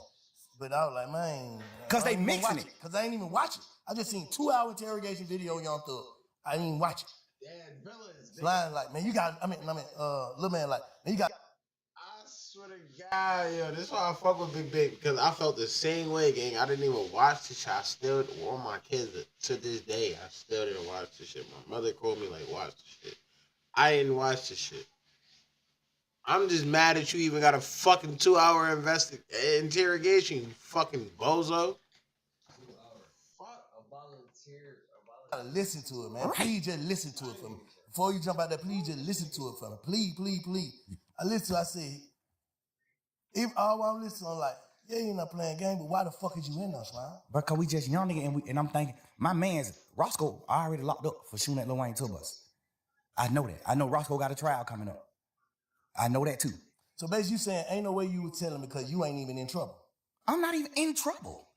Soon as they come in, they say, you ain't in trouble. We ain't talking about nothing that's dealing with you, none of that. We just got some conversations that we want to have with you. What click in my mind, this my turn to help my man. This my chance. We just young niggas, bro. We high hell, we on drugs. I'm just thinking in my mind, but this my opportunity to help my man. You ain't supposed to be in there. Eat no hot one. Who, me? I ain't blown the sound. Oh, for real? They get niggas who tell that type of food. They get niggas like me who I ain't finna tell them nothing. They give me the blown sandwich. I ain't give them nothing. They gave you a long time. But them folks try to give me blown sandwich. I ain't even eat it. I'm like, man, I ain't that shit, man. I think I opened that shit up and ate the cookies or something out of it. I ain't even eat this. I probably did eat the sandwich. I was so burnt down on what I'm saying. Like, I was burnt. But I didn't get the luxuries because I ain't get them then. They would have felt like I ain't giving me something to eat. Because I asked them in there, like, man, y'all. There you go. There you go. He's so burnt out on them Zans. Them Zans be having niggas talking. I know a lot of niggas that made statements on them Zans and they don't even remember. Niggas was just fucking talking. Niggas stop doing drugs, yeah. They gonna give me that belt? Like, God damn, it's thug, bro. Like, I'm a motherfucking millionaire, bro. I'm doing what I'm doing. Like, y'all gonna try me like you with the blown motherfucker? Like, get a nigga something. Y'all gave this nigga chili wing hot pepper. What, you know what I'm saying? God damn, give me what y'all give me what y'all gave this nigga. I know why y'all ain't gonna give me what y'all gave him. Cause I ain't getting you that. And you don't get nothing in return. You don't get me doing nothing but denying my partner involvement with that tour bus shooting, denying me being in a gang, denying Birdman having something to do with the shoot, with Lil Wayne tour bus shooting, denying me being signed to Birdman. You don't get nothing but denial from me. You don't get nothing but denial from me. Everything I did in the interview was on purpose, nigga. Man, that's crazy. So let me ask you something though. Now let me tell you something like that. Cause I've been saying hearing all this shit. And you know what I'm saying? A lot of this shit valid. You know what I'm saying? You did do whatever, however. But fuck that. This is how I feel, man. Me to you. I know you said this shit probably would have came out or whatever. This would have happened, that would have happened, this would have happened. But what I'm saying is, even in them, I don't feel like you realized what you was going through. And then when you got out, I don't feel like you was focused, bro, the way you should have been. Like, I feel like you taking your blessing for granted. That's just how I feel. Like, I ain't here to condemn or goddamn protect. I ain't here to do nothing but get your perspective and feel your energy, bro. So what I'm telling you, and I'm hoping you feel mine, I'm saying, I feel like you probably got out of jail and truly went with the narrative y'all went with. What was it? Truly humble on the gut. Yes, sir. I don't feel like you came home humble, bro. Enough. And I don't know. I'm just saying, I'm from the sideline. I talked to you when you first got out, first day you got out, you gonna live and call me on through. I was like, what I say? Bro, fuck all that. Get home and get to it. Nothing else.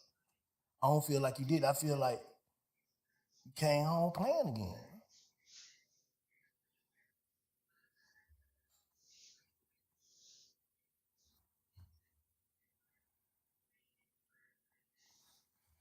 I don't need. Damn. I ain't gonna hold you. That nigga ain't even had nothing to say. Bro, he hit that nigga where it hurt at. Yeah. Stop playing, dog.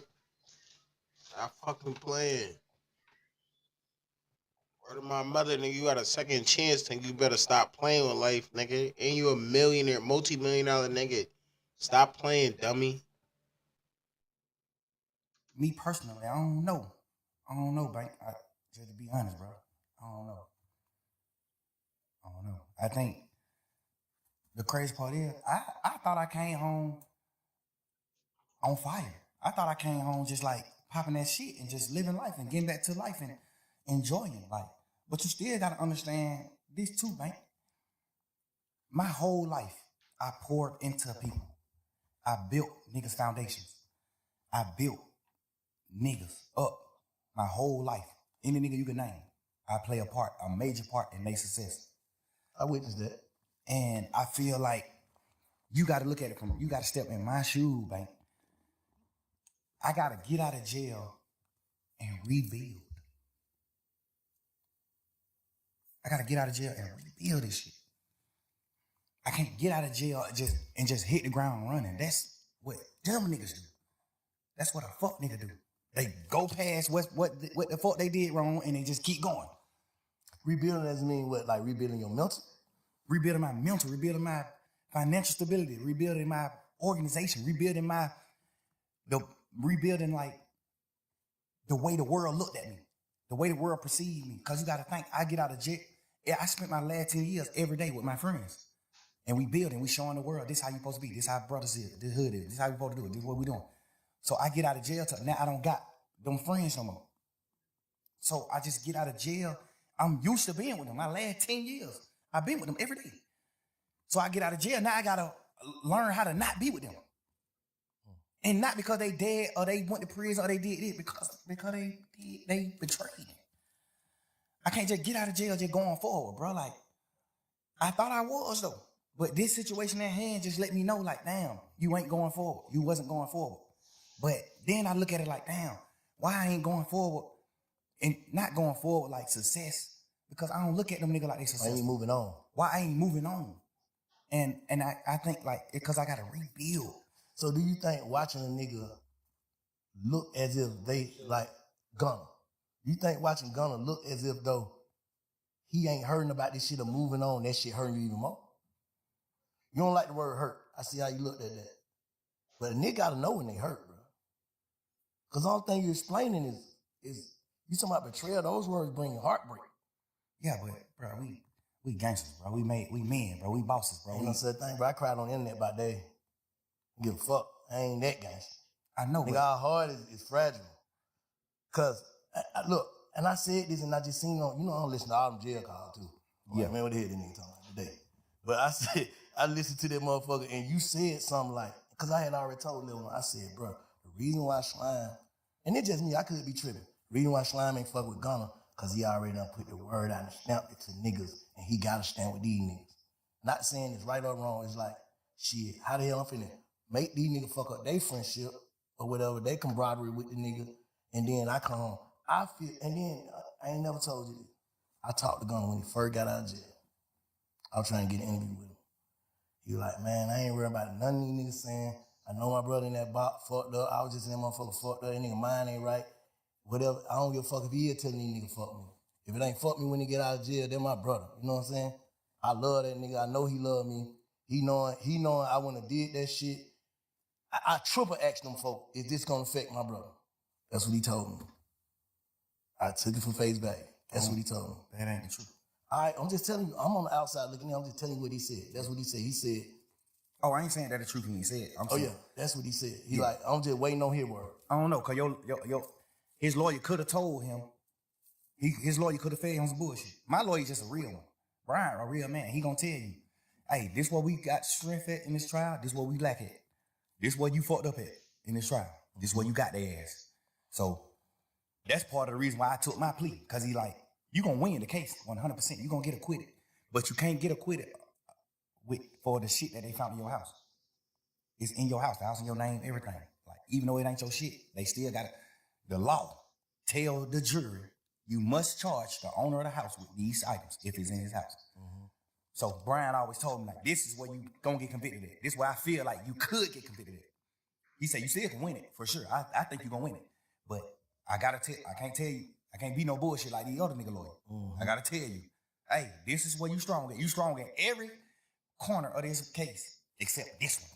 The shit they found in your house, you not strong in that. No matter what. 9 times out of 10, you will get convicted of this.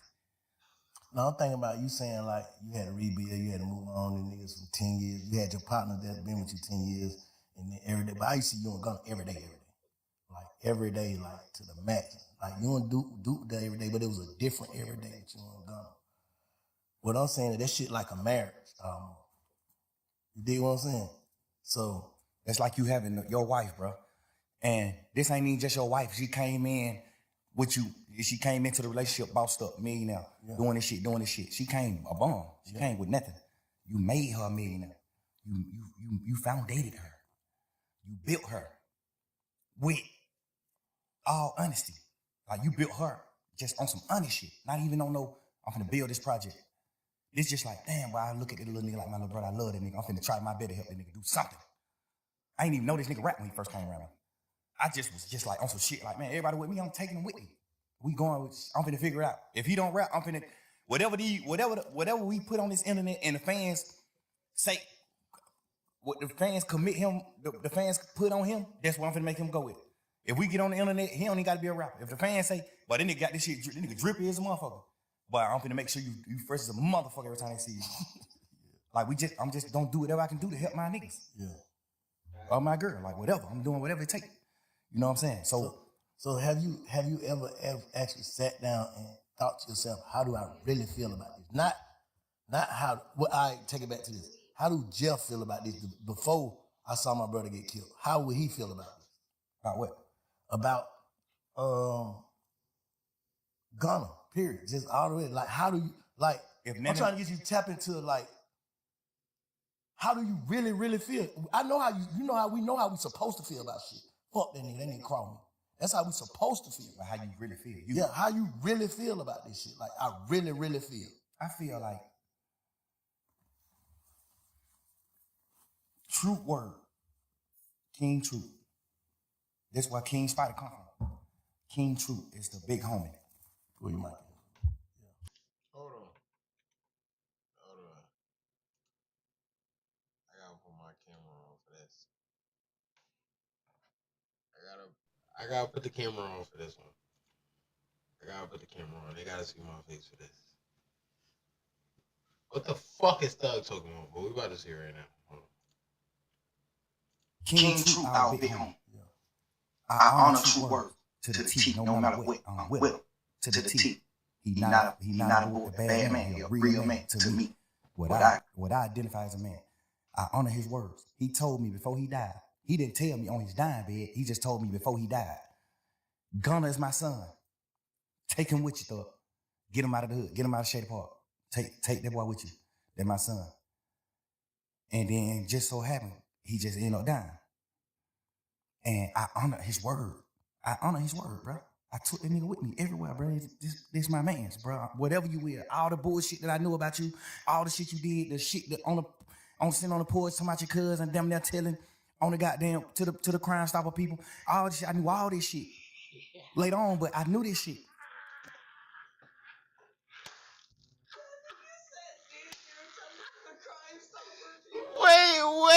Wait, no. Nah, nigga, you knew that? You knew that. Yo. Oh my God, I'm not fucking with this nigga Thug, yo. I'm not fucking with Thug, bro. What the fuck you mean? What? And I just found a way to love you. You know what I'm saying? I knew it. And I just love you because I just honor Truth word.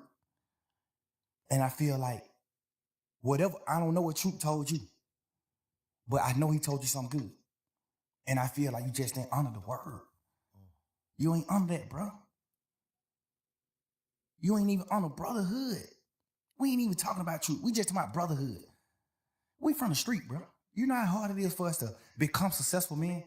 Make millions of dollars? If a nigga take me from where I'm at, sleeping on my mama's motherfucking couch, to making millions of dollars, I'm dying before I go against him. No matter what, I'm gonna die before I go against him. No matter what. I don't think he fit. Now, like I said, I ain't here to goddamn protect or condemn nobody. I don't feel like he crossed you though. Me personally, as a man, me knowing him, he's smarter than he look. Gunna's a smart man. He let his silence make you think other things about him. He's a smart man. He's strategic. I taught him how to be.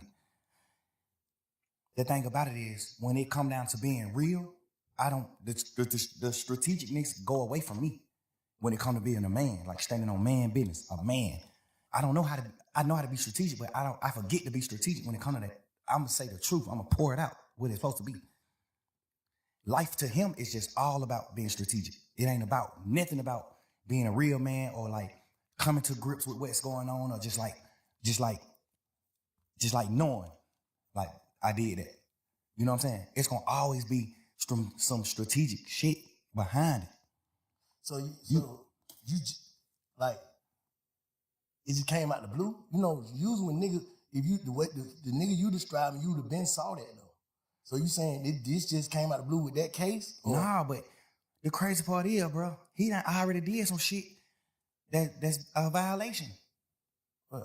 Don't nobody really know about it but me and goddamn Cash, XO, my brother. He already done did some shit that was a violation that I supposed to cut him off for. He already done did some shit where I was supposed to cut him off for. I just found a new way to love him. And I try to be how y'all live. I try to look at him from a different light and be like, maybe he ain't understand. Maybe he ain't know. I know he knew though. Maybe he ain't know. The only reason why I knew he knew is because he denied it. Instead of saying, damn, bro, I ain't even know. A nigga that don't know gonna say, damn, I ain't even know that. A nigga that know what he doing, what he gonna say? Hell nah. I denied it. Like, hell nah, right? Hell nah. Like, that's just how the circle of life. That's how I go. You gotta understand, bro. I had that man with me every day since late 2015. I had that man with me every day, bro. I made that man I made him a millionaire. Like, I bought his first apartment that he lived in. I bought it with my money. I made him put his money up. Keep your money. I bought it with my money because I had a little extras. I bought that shit. I went half and half with you to buy your mama house. Your mama first house, get her out of the hood. I did that. Me. I told you to go down there to the country town and get your daddy, no matter what your differences is with your daddy. I told you that. I know for a fact, me personally, I know your dad don't look at you like a real nigga. I know that. This my man. Your dad is my OG. He don't look at you like that. I made you go get your dad. I made you reunite with your family and do the right thing. I just poured my all into him, bro. I gave this nigga more time than my children, bro. I gave him more time than my kids. I gave him more time than my old lady. Like, I poured my life into these people, bro.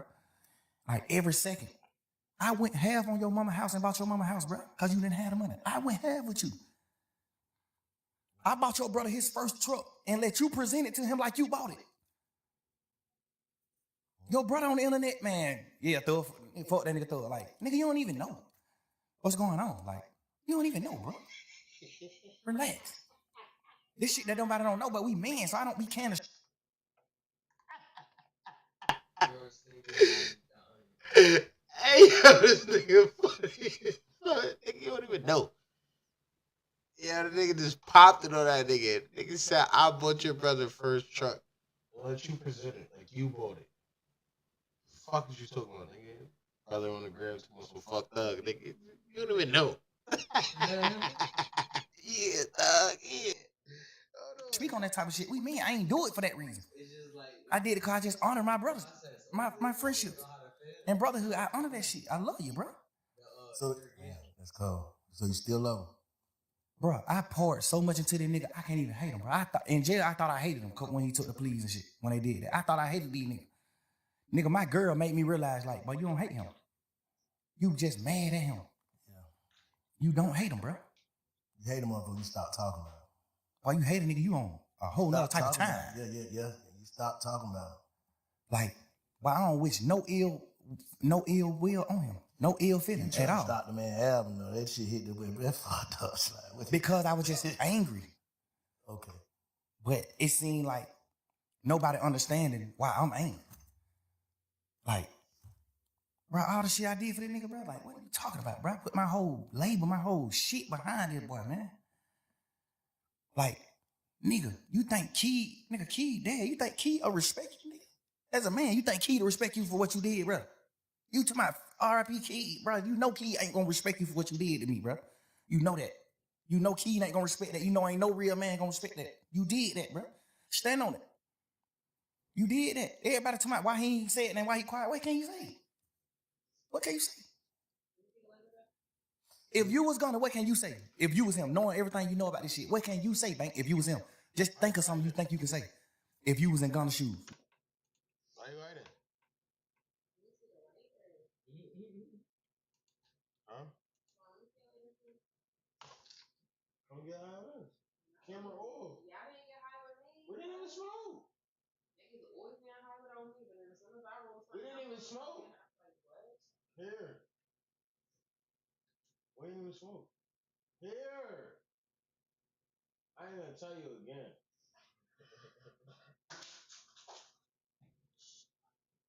Fuck up, nigga. Yo, I'm crying. That's how you handle shit. Word, chat. Well, what happened? I can't really put myself in his shoes. Ain't- because I'm just saying. I Nah, can't really but put sometimes, myself- guess what, his bro? Feelings. That's the What, fucked up. what I think he should say, if everything you saying is valid, I think he should call you and have a conversation. But would you take a conversation? Because niggas don't, you gotta think. I don't think know I'll me. take the conversation. All right, so what can I say? I know that. I ain't even talking about what can you say to I'm me or saying, I none would of that. want, he might want to say something, but he know. So I don't want no conversation. So what can I say? I feel like you portrayed a certain image as soon as you got out of jail. Because nobody know you did what you did in the courtroom. So as soon as you got out of jail, you portray. As soon as you get out of jail, Well, like a couple hours. yeah. Yeah. Like you got out portraying a certain thing, a certain image. Woo woo. You saying these words. You saying goddamn this and that. You saying this when you first get out of jail. You saying all this shit. Then the video come out. Then it's just like, but this what the world got to start doing, Bank, including you. We got to start putting ourselves in people's shoes. That's why I said, if you were him, knowing everything that you know, what would you say? I probably would do the same thing, not say shit, because I'm knowing my man. I don't want to say nothing to the internet or to nobody else. I know that nigga don't want to hear this shit. No, but you got to understand, the way you put it is almost like you, this interview is almost going to be you telling him what he can go with. We ain't talking about that. We talking about fuck none of that. Nah, cause you gotta think. Like, Yeah, okay, you gotta you think. gonna cry. If he's sitting around saying like, I'm damn, telling him what he can go with. His move, his next move. we ain't talking about that. It's cool. I tell him his next move, cause I'm just a nigga like that. Like, I don't want to see no nigga down. I tell a nigga move. Bro, do this. You fucked up, but you can do this right here. You can do this. Okay, all right. We just saying man to man. Let me say this. When you just sat there and said, you wouldn't take the conversation, that would make me say that. But all right, obviously, if you said you took the conversation, then I would have said what I say. I ain't talking about what you'll say to me. What you'll say about what you did. Okay, just say you'll say it to me. Hold on, what he said to me. I told you what he said to me earlier. That's what he said. The truth. You asked me what he said it already. I just told you. Yeah, you know, I ain't never heard that. Yeah, that's what I'm saying. I just told you, he said, goddamn, bro, all these niggas on the internet saying whatever they saying, fuck that shit. I know my brother in that box, he ain't in the right head space. I know that nigga love me. He know I love him. I swear I would have never did nothing that I feel like it hurt this nigga, man. I'm just waiting till he get on. He gonna have to say fuck me. I understand all that. I feel like me being a man and we just talking about feelings and just putting it on the line. And he probably gonna be mad at me for telling you he said it, but he said it. What I'm saying is, I understand that. I would think that he would say something like that. Obviously, if you did some bullshit to your big brother, that's one of the things you can say. Bro, I got them, but these folk did it. These folk tricked me. You know what I'm saying? That's something you can say. That's any nigga. If you would have did what's wrong, if you would have did what Gunna did, you would have said the exact same thing. Bro, they my brother, bro. Like, bro, I'm just Wayne goddamn, bro, these folk tricked me. We ain't talking about none of that bullshit, none of that cap. We talking about man to man. Why did you do what you did? Cause I'm here. Cause I'm here right now in this interview telling you why I did what I did. Cause I'm a man, nigga. If I'm wrong, I'm wrong. If I'm right, I'm right. I'm standing on business as a man, nigga. I'm speaking what I did. You said This why I did. Why he did, basically. He can't. That's what I'm trying to make you say. What the fuck can he say? Why you did that? What can you say? Besides some fuck nigga shit. What can you say? That'll make anybody in the world be like, I understand. What can you say? Nigga, I created you, nigga. Well, God created you, but I helped. I was a part of your journey. I've been with you the last 10 years. I spent more time with you than my girl, bro. I was around you more than I was with my fucking girlfriend, bro. With my kids.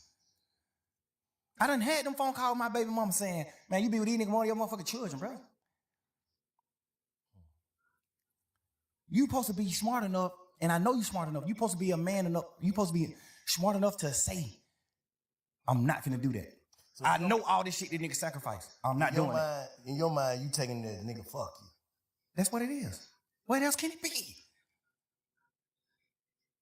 Obviously, you gonna say, well, I'm finna do what I'm finna do, and goddamn, I'ma just keep telling the world, man, and my brother, I love him. So you saying his whole campaign is a PR stunt? Not even to like bash him in that, bro. I'm really.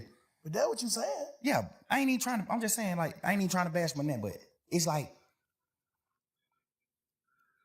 you can't say nothing to make a man or what we identify as a man, a real nigga that stand on morals and principles. It ain't nothing you can say, but the victim, like, bro, these folk tricked me. Well, I got down. They're my brother, no matter what.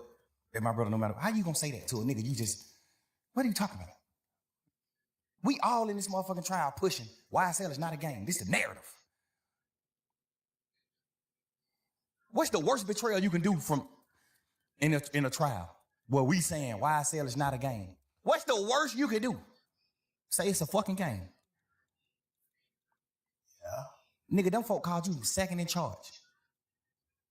Them folk called you CEO, second man in charge. Hold up, let me say this though. What about the niggas who actually started YSL with you? Didn't they take their plea before Gunna? No, he the first plea. For real? Gunna took the first. He know that. You know that. I didn't know that. Gunna took the first I plea. thought them niggas already telling them. No, Gunna took the. They had already told back in the day on crimes and shit that they was involved in and all that. On the Rico? Nah. No, see, look. The RICO came in 2022.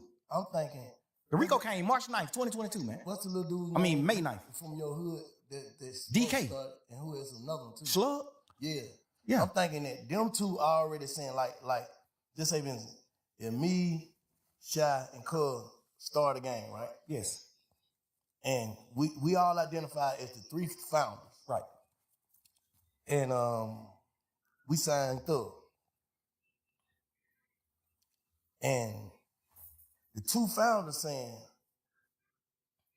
yeah, it's a game. But Bank saying it's not. How is Thug wrong for just being an artist by saying it is too? That's what I'm thinking happened. Nah, that ain't what happened. That ain't what happened, man. The first plea took was Gunna plea. Ever. The first plea took was Gunna. Slug, all them took pleas after Gunna. Everybody took the plea after Gunna. I can't even be as mad at them as I can be as him. I should, because y'all still grown men. No matter what this nigga say, y'all grown men. Just like me. When he said YSL was a game, the smartest thing for me to do is say, yeah, it is a game. Fuck it. One of the niggas who they saying is a founder of it, he not even a founder. One of the niggas who they saying is a founder of it that came on out and took a plea and said it's a game. You'll be a motherfucking idiot to sit in here saying that it's not a game. When you got a nigga who these folk done labeled as the second man in That's charge. what I thought happened, but the other way around. No, he took the plea first. Gunna took the plea first. Damn. Then them niggas started taking the plea when we started going to court. Gunna didn't never make it in the courtroom, remember? The first day of court was November 17th or December 17th. One of them days were the first time we wasn't on Zoom. The first time we went into an actual courtroom, all 28 of us. But watching that shit from the street, that shit was like some DJ another one. Every day, another one. But the crazy part is, Another one. get what, Bank? Even if them niggas some bullshit anyway, but some bullshit too, but even if them niggas just look at it from their point of view, niggas like DK, Slug, all them niggas, I still don't respect them niggas because you just not men. Y'all niggas just not men. Should no nigga make you do nothing that you don't supposed to do. But just look at them. Okay, Gunna take a plea. He the head nigga in charge, according to the DA. Yeah. Thug is boss man. Thug John Gotti, what they saying. Thug John Gotti. I'm not no John Gotti now. I'm a real man. Solid nigga. I build foundations. I help niggas. I'm not portraying no gangster, no none of that. It's just so happened we just street niggas and we done stood on our business. So they label us gangsters. I don't push none of that. I push real man. They saying that I'm the founder of this shit and this nigga is the head man in charge. He the second boss. When this trial started, they not saying DK is one of the owners, Mundo one of the owners, Slug one of the owners. They not saying none of that. They saying Thug is the owner and Gunna is the second man in charge. I thought they said they ain't had Thug and not Thug, my bad. I thought they said they ain't had Gunna in nothing against him. Gunna didn't have no case. Well, we had 9 terabytes. You know how much paper that is, bro? 9 terabytes of discovery. That's over 300 million pieces of paper. Front and back. 300 million pieces of paper. That's how much evidence they had. God damn. 300 million pieces of paper. Damn. I think it was 9 terabytes, 2 terabytes, whatever it is. Whatever that is, it was terabytes. That shit equaled up to 300 million pieces of paper. I just remember the lawyers arguing it in court. I remember the lawyers saying like, Yana, they gotta take some of this shit, the evidence that we not gonna use and just get this shit out the way. Cause y'all just packing us with evidence and we just got a little time to like go through the evidence. It's so much paperwork. Y'all might be coming to court trying to convict him on these 5 pictures, but you got 16 million pictures. I remember just going to court arguing about that type of shit with the lawyers. Like judge, we trying to dumb this shit down. Some of the shit they know they not using. So we need to know what they really using so we can focus on it. So it can be a fair trial. It need to be fair. So I'm saying that to say, out of all that paperwork, bro, Gunna's name went on one piece of paper out of 300 million pieces of paper. You know that? Yes. Hold up. Let me. I get you, Slime. Let me play devil advocate right now, okay? And I ain't trying to protect or defend or offend nobody. I'm just gonna keep saying it. What I'm saying is, all right, y'all ain't talking, right? Y'all ain't talking. Yeah. So me and Gunna? Yeah. While we locked up? Yeah. Nah. Okay. I called a few times trying to talk to him, but they were just giving me the runaround. That's when I started figuring out then, like, all right, Just I don't get it. Your girl, his mama, you know what I'm saying? The women in your ear, like, they done got you in some, basically. You ain't on no paperwork. So basically, it's just like when Umfum called his case and went to jail all that time for nothing. That's how he would probably feeling like, I ain't finna go to jail for nothing. I understand it. Okay, But I'm just saying, like, when I'm you just putting that in perspective. I overly. Cause you got people that's watching this don't give a fuck, know nothing about no street code, no nothing. I know, but we talking about street niggas. Okay, yeah. We're not talking about none of that. So you we consider ain't talking about no Gunna as a street motherfucking nigga? white boys who went to college. We talking about street niggas. You consider Gunna as a street nigga? Yes. And not an artist? You are portraying a street nigga. Okay. You talking about no telling in your song. You talking about street nigga. You talking about stepping on shit. You talking about all type of shit in your music. You standing on street nigga business. You do everything street niggas do. That's a fact. You are portraying a street nigga. If you're not a street nigga, don't portray it. You portraying a street nigga. Street nigga aneurysms. You portray every one of them. Nigga, that's a fact. I look at you like a street nigga. You my little brother. I love you to death. I look at you like a street nigga though. I don't look at you like a dork or no lame or none of that. I look at you like a fly nigga. You just kicking your pimping and doing this and that. But I definitely look at you like a street nigga. Okay, look, let me say this. And this is the last thing I'm gonna say, because I don't want to sound like I'm trying to offend a nigga, but can you look at it like, bro, you got it. You had to be in a fucked up mindset if you pled guilty knowing you wasn't guilty. Overly. That's one of the things why I always, that's why I'm at the point now where I'm like, I feel like my back against the wall and people ain't heard me out. So now I understand his point of view. Like, damn, that's why I say shit like, I would love to hear what he got to say. Cause then I can But you actually just don't want judge to him. Tell it to you. Say it, nigga, say it publicly. Don't tell You publicly said YSL is a criminal street gang and it must end.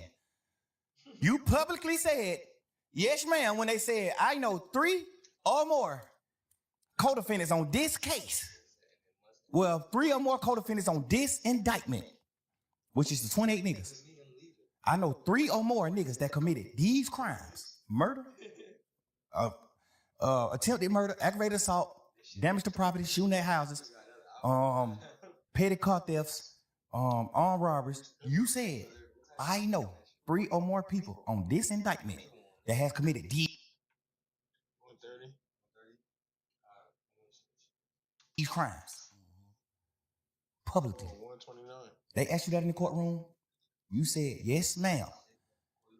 First of all, you don't know nobody on this case. All 28 niggas, they from John Burr South, Cleveland Avenue, and other places like that. He from the South Side. He don't know nobody on this case. Guess what's so weird? Out of all 28 people on this case, all you know is 3 niggas. Me, Gunna, and Duke. That's the only niggas you know on this case, Gunna. So when you said, yes, I know 3 or more niggas that committed these crimes, who the fuck is you talking about? Me, Gunna, and Duke? Because we the only niggas you know anyway. I know you could have been talking about anybody. It's cool. But just so happen how the dice roll, you don't know nothing but 3 niggas. So who the fuck you could? Like, if he would have went to trial, the state, if his shit was getting used in trial, which it was, unless I got out the case, his plea agreement was gonna get used in trial. I know they saying like, oh, he ain't had to get. I thought an Alfred plea don't mean that. Yes, he had to get on. He ain't had to get on the stand. You know they pushing all those narratives. He ain't had to get on the stand. He wasn't gonna testify against nobody. Yes, he was. If you look at the end of his plea, that shit say this plea agreement could be presented in trial, and if any questions come up about this plea, however they wrote it, if anything come about this plea, you must come testify truthfully about what you said in this plea. No. Nigga, look, every one of they plea said that, except mine. Every plea said that except mine. In Lil 9. Every one of them niggas who took a plea in the beginning of that trial, plea said that. Duke plea said the same thing. Oh, you ain't got to get on the stand. Duke had to get on the stand. The week the case was over with, Duke was getting on the stand that week. The week all of us went on and took our pleas at the end of the trial. Duke was getting on the stand that week. Duke was outside the courtroom, sitting on the bench, waiting to get called in to get on the stand. So how Duke did what right then? Because he didn't say why I said it was a game. He only said, when y'all put Duke on the stand, Duke can't send nobody to prison. Duke plea only saying that a nigga told on him. Okay, I'm right. When nobody on that case but Duke and Yak. Yeah. Only thing Duke plea said was, this nigga Yak told on me, and I'm just agreeing to it. Because if I don't agree, I'm gonna have to go to trial, and Yak gonna get on the stand on me. So he gotta take the plea. The thing I don't respect about Yak is, before we knew Yak told, when Duke took the plea, I was pushing the narrative like, that fuck nigga Duke did what wrong. Like, damn, but my best friend? Why Duke you do that? I'm pushing that shit every day in trial, every day. Yak sitting right here with me, bro, every day. Yak, my little brother, I love this nigga to death, bro. I got this nigga in my house. The house this nigga mama living in right now, I paid for this house. Bro, you sitting right here with me every day, bro, face to face in this trial. Me, you, and Shannon, the last 3 niggas on this trial. And Lil Quay, them, I mean. Me, you, Shannon, Lil Quay, and Lil Rod. We done got down to 5 deep, 6 deep. You know how we is in this motherfucker. Man, back against the wall. Fuck that, nigga, we rocking. Fuck these niggas. These niggas left, we gone. Fuck that. We rocking. You sitting in this motherfucker every day with me, 2 years straight. After them folks took their plea. And you let me paint this narrative to you, Shannon, and you agreeing with the narrative that Duke told on me. We sitting back in the back of this courtroom when we on trial every day. I'm coming back in the courtroom. We coming back from in the courtroom. When we leave out the courtroom, we go in these little cells behind the courtroom. We sitting in these cells. I'm in these cells. We just talking like men, like brothers. Damn, boy, that nigga Duke, bro. I can't believe Duke, bro. I kind of can get it with Yak. I mean, with Gunna, cause he done betrayed me before. So I kind of get he'll betray me. But I'm looking at Duke, like, Duke my best friend. Duke been with me the last 20 years. Like, you my best friend. I'm from John Burr South, you from John Burr Road. Duke my mans. Duke name tattooed on him. Duke my mans. Gunna too, Yak too. These my boys. Like, these my boys. You sitting in this motherfucker every day, and we in this cell crying to each other and talking like, damn, boy, these nigga really betrayed her. These nigga left her, bro. This nigga Duke, now, fuck it. Cause Duke plea sound crazy. Duke plea saying, yes, I got jumped on that Magic City. Yes, me and Yak went to go retaliate and commit murder on the opposite. Yes. So Yak still on the trial with me. So I'm looking at it like, Duke, you took that plea and said that? Fuck, nigga, you did that? Why you just told on Yak? I'm sitting in this motherfucker every day with Yak. Every day. I'm sitting in this motherfucker with Yak every day. I'm like, what damn, this fuck nigga Duke just crossed you like that, bro. This nigga Duke just got you sent to prison, bro. You going to prison, Yak. But Duke just got you sent to prison, bro. Damn, Duke. This fuck nigga sitting in here with me every day saying, man, fuck that nigga. Man, fuck the nigga, bro. We gotta goddamn, when we get out of this shit, we make it out of this situation, bro. We gotta go forward, and it's just us. We ain't hang with none of these niggas. We ain't fuck with these niggas. Fuck these niggas.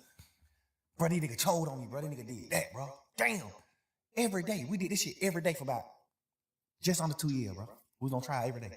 The whole time, when them niggas took the plea, the whole time from that day forward, we just sitting in this motherfucking cell just going through it every day. Like, damn, but these nigga did that. Knowing damn well the whole time you told on Duke, bro. Duke took the plea because you told on him. And if Duke didn't take the plea, you would have had to get on the stand on Duke because that was your plea agreement. Your plea agreement was if Duke go to trial, you got to get on the stand and testify that you and Duke was going to go kill these niggas because they jumped on Duke. You got to get on the stand and say that because you said that in your plea, sir. If you get on the stand and you say something different than that, they're going to treat you like Moot to. You going to prison. You got to get on the stand. Moot to went to prison. Yeah, because he said this in his plea agreement. Yes, Thor, when Nut died, we pulled up on Thor. He gave us some money to lay low. We did this and did that. He said it in the plea. But one thing I do respect about Moot is when he was doing his plea, you know, you negotiating back and forth with the state. So when Moot was doing his plea, he was telling them to take that out. Like, hell no, that ain't what happened. When Nut got killed, we didn't pull up at Thor condo and he gave us some money to lay low. That ain't what happened. Thor didn't pay us to kill Nut. No, he was saying take all that shit out the plea. Like, hell no. But the state tricked him like, we ain't taking it out the plea, but you can agree to it now. And when you get on the stand, you can speak your truth. So he like, y'all sure? Cause he know if I get on the stand and say something opposite of what I saying in this, I can go to jail. So are y'all sure that I ain't gonna go to jail if I get on the stand and speak my truth? They just wrapped him in the bag. They just wrapped him up like a gift. Yeah. You can get on this stand and say whatever you gotta say, but you gotta say this in this plea. So that's why he was on the stand. That's why Moot was like, nah, like, that's why the judge was like, so when you said this in this plea, you saying that ain't really what happened. And Moot was like, No, that ain't really what happened. And I told them that they need to change this in my plea. But they said they can't change it in the plea. I gotta just say it when I'm on the stand. So how would it goddamn be able to do what he did? Like go up there and just like Because he told in the beginning. So all his telling led to him not being on the indictment. All his telling led to him not being in trouble with us. He not on the case. When the case started, it was 28 of us. Woody wasn't there, one of them. So it ain't no matter what he get in the courtroom and say, he can't go to jail. Because he's not a part of the indictment. He's not a part of the case. He a unindicted co-conspirator. He not on the case. So he can get in the courtroom and say, yeah, I killed Nut. I killed this nigga. I did this. I did that. Can't nothing happen to him. Because he already signed his immunity. When you sign an immunity, you can say whatever you want to say on the stand. for real? Yeah, and that Feds can get you though, right? no, can't nothing happen to you when you say what you want to say. That's the point of immunity. When you sign this paper, you gonna tell the truth, and nothing can happen to you. You can't be locked. You can't get in trouble for saying whatever you want to say. What made them get him that? Cause they thought he was gonna get on the stand and say what he said in his interviews. Okay. They thought he was gonna get on the stand and say, yeah, shit. So they banking the whole case on Woody. Yeah, he was the lead. He was the lead. Them folk was in shambles when that nigga acting like he wasn't gonna testify. Remember the first time he got in there on the stand, he like, goddamn, man, I ain't testifying. The judge like, you sure? He like, yeah, I ain't testifying. Take me to jail. I sit in jail. But when they order you to get on the stand and you don't get on the stand, it's two things can happen. You can get locked up until the judge want to let you out. You can get locked up for 21 days, or you can get locked up for the duration of the trial. Whatever trial you involved in, you can get locked up. So normally trials be 5 days.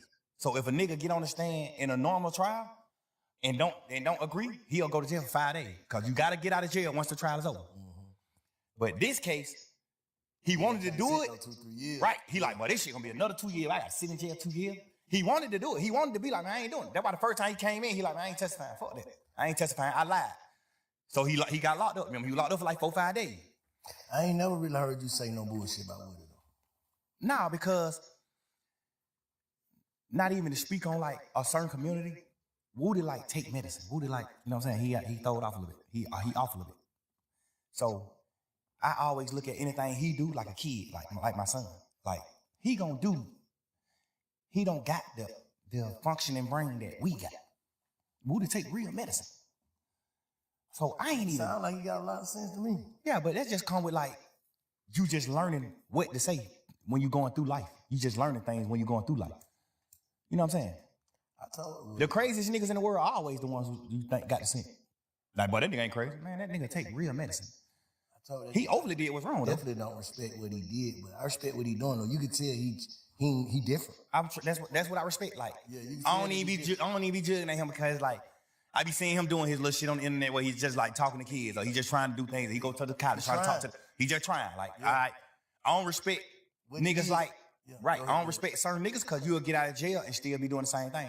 That's why I say if you tell, just go on and make you some gospel music, go on and just get out the way. That's what keep you away. That's what keep you away from certain shit. Just get out the way, bro. I don't respect no rap, but I respect if you tell, you can't portray no street nigga. You got to get out of it. You got to get out the way. Once you do that, Yeah, I agree with that. you not running around acting like no gangster. You not doing none of that no more. You ain't doing none of that. All that shit is dead, man. You told it's dead. I think he for real about trying to change it like that. I understand that. But it's just like I think so too. Cause he got them. He crazy enough to the point where he don't got to change and he still won't be at fault because he really crazy. He really throw it off. But the fact that you crazy and you still trying to change, it's like I say less. why you let Roscoe get on there and stir that pot though? You got to think, bro. I can't talk to certain niggas, but it's just like with Roscoe, that's my man. He just love me. You know how that shit go. Like he love all us. Everybody who's on this shit, he love all them niggas. He just upset too. He just mad. He love all these niggas, bro. He just the same way I was in that interrogation room trying my best to get him out of trouble, or trying my best to paint a picture of him. Like, man, hell no, Shawty real. Shawty ain't do that. Yeah. He just doing the same shit on the internet with me. Like, he just looking at, he know me. He like, man, hell no, Shawty ain't none of that. Shawty ain't no rat. Shawty a man. Shawty a gangster. I'm telling you, he ain't no rat. He a man. Not even a gangster. Shawty a man. I respect it. It's just the same shit I was trying to do with him in the interrogation room. He just doing the same thing with me. Like, he just trying to take off for me. You know, that's just how I go, bro. When you're a man in the real heart, bro, with a real heart, bro, you standing on real business and everything just ain't no a chess move to you, bro. You gonna have faults. You gonna have hiccups. You gonna have certain shit because you just a real person. I just don't like to see the city in the climate that it's in. It's like too divided, bro. And then they trying to say like you the head leader of dividing the whole city. Like all your beefs divide this shit. This nigga thug this. See, like how you speak on that? See, the thing that made me not say that enough, Rollo, is because when I first got locked up, the narrative that the DA was pushing was he divided the city. He made all these people beef, which is a complete lie. I made niggas get together. I stopped a lot of beef. I stopped a lot of niggas from getting beef. I only had one beef my whole life. And it wasn't even my fault. I stopped a lot of niggas from beefing. I got Wham and Savage on the phone to stop whatever could have happened with them. I got niggas on the phone. Hey, bro, we brothers. Fuck that. We ain't talking about no internet shit and what's going on in the world. We talking about real life, nigga. Both of them can get on your motherfucking platform and say the same thing. Yes. That nigga got both of us on the phone and told us, man, y'all nigga acting like fuck nigga, bro. We ain't beefing, bro. This Atlanta, bro. Everybody in this rap game, everybody in the industry, all over the world look at Atlanta like the hometown of niggas who stick together. So that's what I'm on. Everybody. Ask Wham. Ask Savage. I got them on the phone to stop their beef. And other niggas. I got a lot of niggas on the phone to talk about a lot of shit. I got goddamn Lil Key and Ola Rant on the phone. Hey, bro. Me and Guap motherfucking big homies in this shit, man. In this rap game, man. We real niggas, man. We big homies of the rap community. Mm-hmm. Like, we ain't doing that. Ola Rant, you up on the Gucci, Key, you up on the me. Y'all nigga, we ain't doing that beef shit. No. Mm-hmm. When 9 Vicious and Uzi Vert, like they finna get into it, hey man, y'all nigga call me. We ain't doing it. What aspect, what in my entire career that's been up on a fucking microscope, at what point in my career can you or anybody in this world honestly say he stirred this pot? They can say, I'm glad you had that. They can say the shit you were telling baby about P is like trying to break up a family. No, but from my point of view, the family it was never a family. From my point of view, just being real. I told baby in Allure, inside the strip club, don't sign that deal with P. After I told P to sign him, because I thought people just gonna do the right thing. When I told P to sign Lil Baby, I ended up finding out all the shit about the Migos, what he did with the Migos and shit, like the ownership and all that shit. I found out all that. Then I tell Wham, like, hell no, don't sign with P. Hell no. Hell no, don't sign with him. Inside the club, nigga, in the strip club. Where we in this motherfucker supposed to be throwing ones and looking at females. I'm in this motherfucker having a heart-to-heart with Wham, my little brother. Hey, hell no, don't sign with him. Hell no. Not even saying P no bad nigga or none of that, but it's just like he ain't my type of man. What I view as a man, he got some aspects that I view as a man. You know what I'm saying? He take care of his family. He do what he need to do as far as his close family, his real family. He take care of his real family. He take care of his kid. He a father to his sons and his daughter. He a dad. I respect that part. But like, I respect his business part too because I'm a businessman. But I just do business different. So I wouldn't do business like him. Like, I went sign Wham, and cause we knew P before he signed Wham. So we all was family. Like I know your son, like they my little brother. You think I would ever in my life consider Lil One, my little brother, if I sign him and take 100% of his masters? No. 100% of certain shit. Like any percent. You think I would do that? This my little brother. Me personally. It's business though. This shit business. I know, but you supposed to get something. I understand that, but a lot of shit is fair.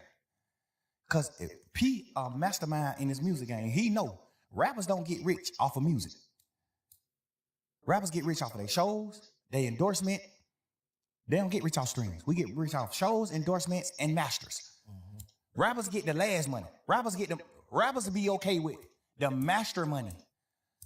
Nigga like Swiss Beat, Missy Elliott, Timbaland, they got rich at an older age. They got rich off of their masters.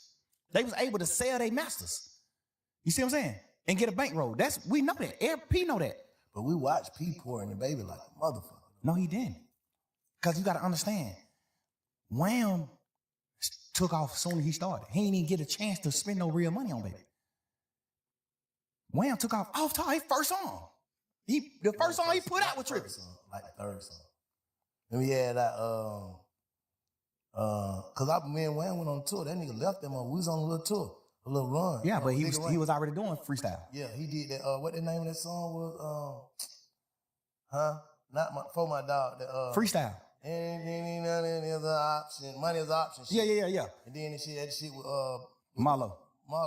and then that goddamn what's the name? But freestyle was out. When all that was out, freestyle was out too. Freestyle was just his biggest song at that point. It was? Yeah, all that shit came out around the same time. All that shit probably came out the same year. I'm saying that to say he didn't have to spend money on Wham. He spent money on Wham just so he can have leverage to take a certain part of the cake and say, I spent money. He didn't have, I'm a businessman. I'm telling you, bro. Man to man. I tell P to his face, just man to man. No problem with you, no ill feeling, no nothing. I just tell you man to man, face to face. You didn't have to spend no money on Wham. I spent a lot of money on Gunna because it took Gunna a few years to blow. I put that nigga on song. Me, Travis Scott, and Gucci, all type of shit. Gucci them on the phone like, who the hell is brother? I'm like, they Gunna, my new artist. I'm got them. Travis Scott, these folk don't know who this nigga is. They don't know him. Like, I put a lot of push behind it. It took him 4-5 years to blow. Wham blew first year rapping. How did you spend any money? I know the real business. I ain't going about for what, because you got to understand, most of us just regular street niggas. So we looking at it like, damn, but these niggas going back to back road rush, but these niggas doing it. These niggas, man, that shit $3,500 a day, man. That's it, $3,500. You done made 50 million off of Migos and Wham. Of course you supposed to buy Wham a Rolls Royce truck. It's his money. Of course. I bought Gunna a Rolls Royce truck off of my money. Not no money I made off him. I ain't never make $1 off Gunna. Ask him. Never. This my little brother. And I spent millions on that nigga. We just was still getting money. I'm still getting money, so I ain't never tripping. I ain't never get to the point where I was like, damn, I need the money. I was just still getting money. God was just still blessing me with money. So I ain't even never have a chance to be fucked up and try to get some money from Gunna. I never did that. I always helped him. He always fucked his money up and had to come to me to get money. Always. I never made $1 off of this nigga, bro. And in my paperwork, I don't even remember my deal with him. I think my deal say something like 50% master, 50% of all money that come in, all revenue. My deal with Gunna. I probably got 50% of everything that ever came out. Cause I had a bullshit manager at the time. I had a fucked up manager at the time when I created my label. So my manager was one of them type of niggas like P, like money hungry motherfucker, like the nigga Manny. The nigga from New York. He was one of them niggas that was just like a money hungry nigga, which not bad. I respect him. He made me a lot of money too. But he the one who structured my deals. Like my paperwork. When you sign with me, he the one who structured the shit. So I signed Gunna back then when my label was under his structure. That's just your way of doing business, because you doing business out your heart. Other niggas doing business. I understand that. I ain't tripping. Like that's I ain't tripping on the business. He signed Migos from Gucci. That's business. You don't know them, none of that. You and Wham Big Homie is best friends. Wham is your little brother. Before Wham was rapping, Wham little bro. Like been coming around you, been doing certain shit, been at your studio, been doing shit, just gambling before he was rapping. Like this real family, this little bro. I'm telling you, him and Wham was like brothers. All us was brothers. Well, me and Wham was brother and P and Wham was brother. You know what I'm saying? I never really looked at P like a brother. I always looked at him like a businessman. Like, what's up, my boy? Like, you know what I'm saying? I ain't never looked at him like family. Cause we in business. We damn near competition. Not to me, cause I fuck with your artists. I did songs with Migos when I was lit and they went. I did songs with Wham before he made music. I paid for Wham's first studio session, not no fucking P. I paid for that. I paid for his first song. I did the first feature with him, me. When he was just a regular young street nigga gambler. I seen it. I'm telling you. This all facts. This ain't nothing P can get on here and twist and lie and say. This ain't nothing Wham can say. Lie and say. This is all facts. You didn't have to spend no money on Wham. You didn't. You didn't have to spend no money, bro. Just me knowing the business. Me being a boss man, a CEO in this business. You ain't have to spend no money on him. He blew too fast. If anything, you probably spent goddamn $500,000. And that was just because you wanted to. Not because you were trying to make him blow. That young nigga blew up so motherfucking fast, bro. You ain't even have time to spend no money. That nigga was doing show. That nigga was, bro. Nigga, I've been rapping since 2006, self. Little boy. I blew up 2015. We spent a lot of this shit trying to blow. Wham blew up first year rapping. At what point could you spend money? How? I don't know their business. So I'm just saying. you telling it to me. I ain't even don't saying know they business. I'm just saying I'm like just saying I don't know that business. I don't know the Like, musical business. I know it. I'm a CEO. He ain't have to spend no money on Wham. He spent money on Wham, but I feel like he did it strategically. I feel like he did it so niggas like you and niggas like us, that's real, that's regular niggas, that street niggas, can feel like shout hell young niggas blow. Yeah, because he already had a label, already had a machine, so it's like, damn, they just put Shout the machine, he blew up. But you really, We can say he blew up fast because he had the machine too off the rip. I think he had the street machine before that. I think. Almost definitely, he did have that. I'm telling you, that nigga been getting 10,000, 15,000 likes on his picture when he was a regular person. Yeah, no, I agree with that. Yeah. I be wanting to give P the cookie because I respect some of the business he do. Some of the shit he did, I respect it. I be wanting to give him the cookie, but I'm just a man, bro. I'm a real I nigga. think P love Wham. No, I ain't saying he don't. Yeah. No, I ain't saying that he don't. I'm just putting that out there because Yeah. I know like this shit crazy. I just fuck all that. How do we get the city back to I feel like the best time I say y'all nigga had, man, when goddamn, you know, cause by the time y'all nigga really hit that summer, it was goddamn you, Rudy, it was you, Rudy, Prom, goddamn Baby, goddamn who else with y'all? It was just like it was looking like Atlanta. Remember what that video was? ATL. They sent me the song to get on the song. ATL song with Marlo and goddamn Wham. That shit was looking like, yeah, these young niggas got it. They got the city. They got it. Like you know, cause that was right after who had it? Future. We'll say Future.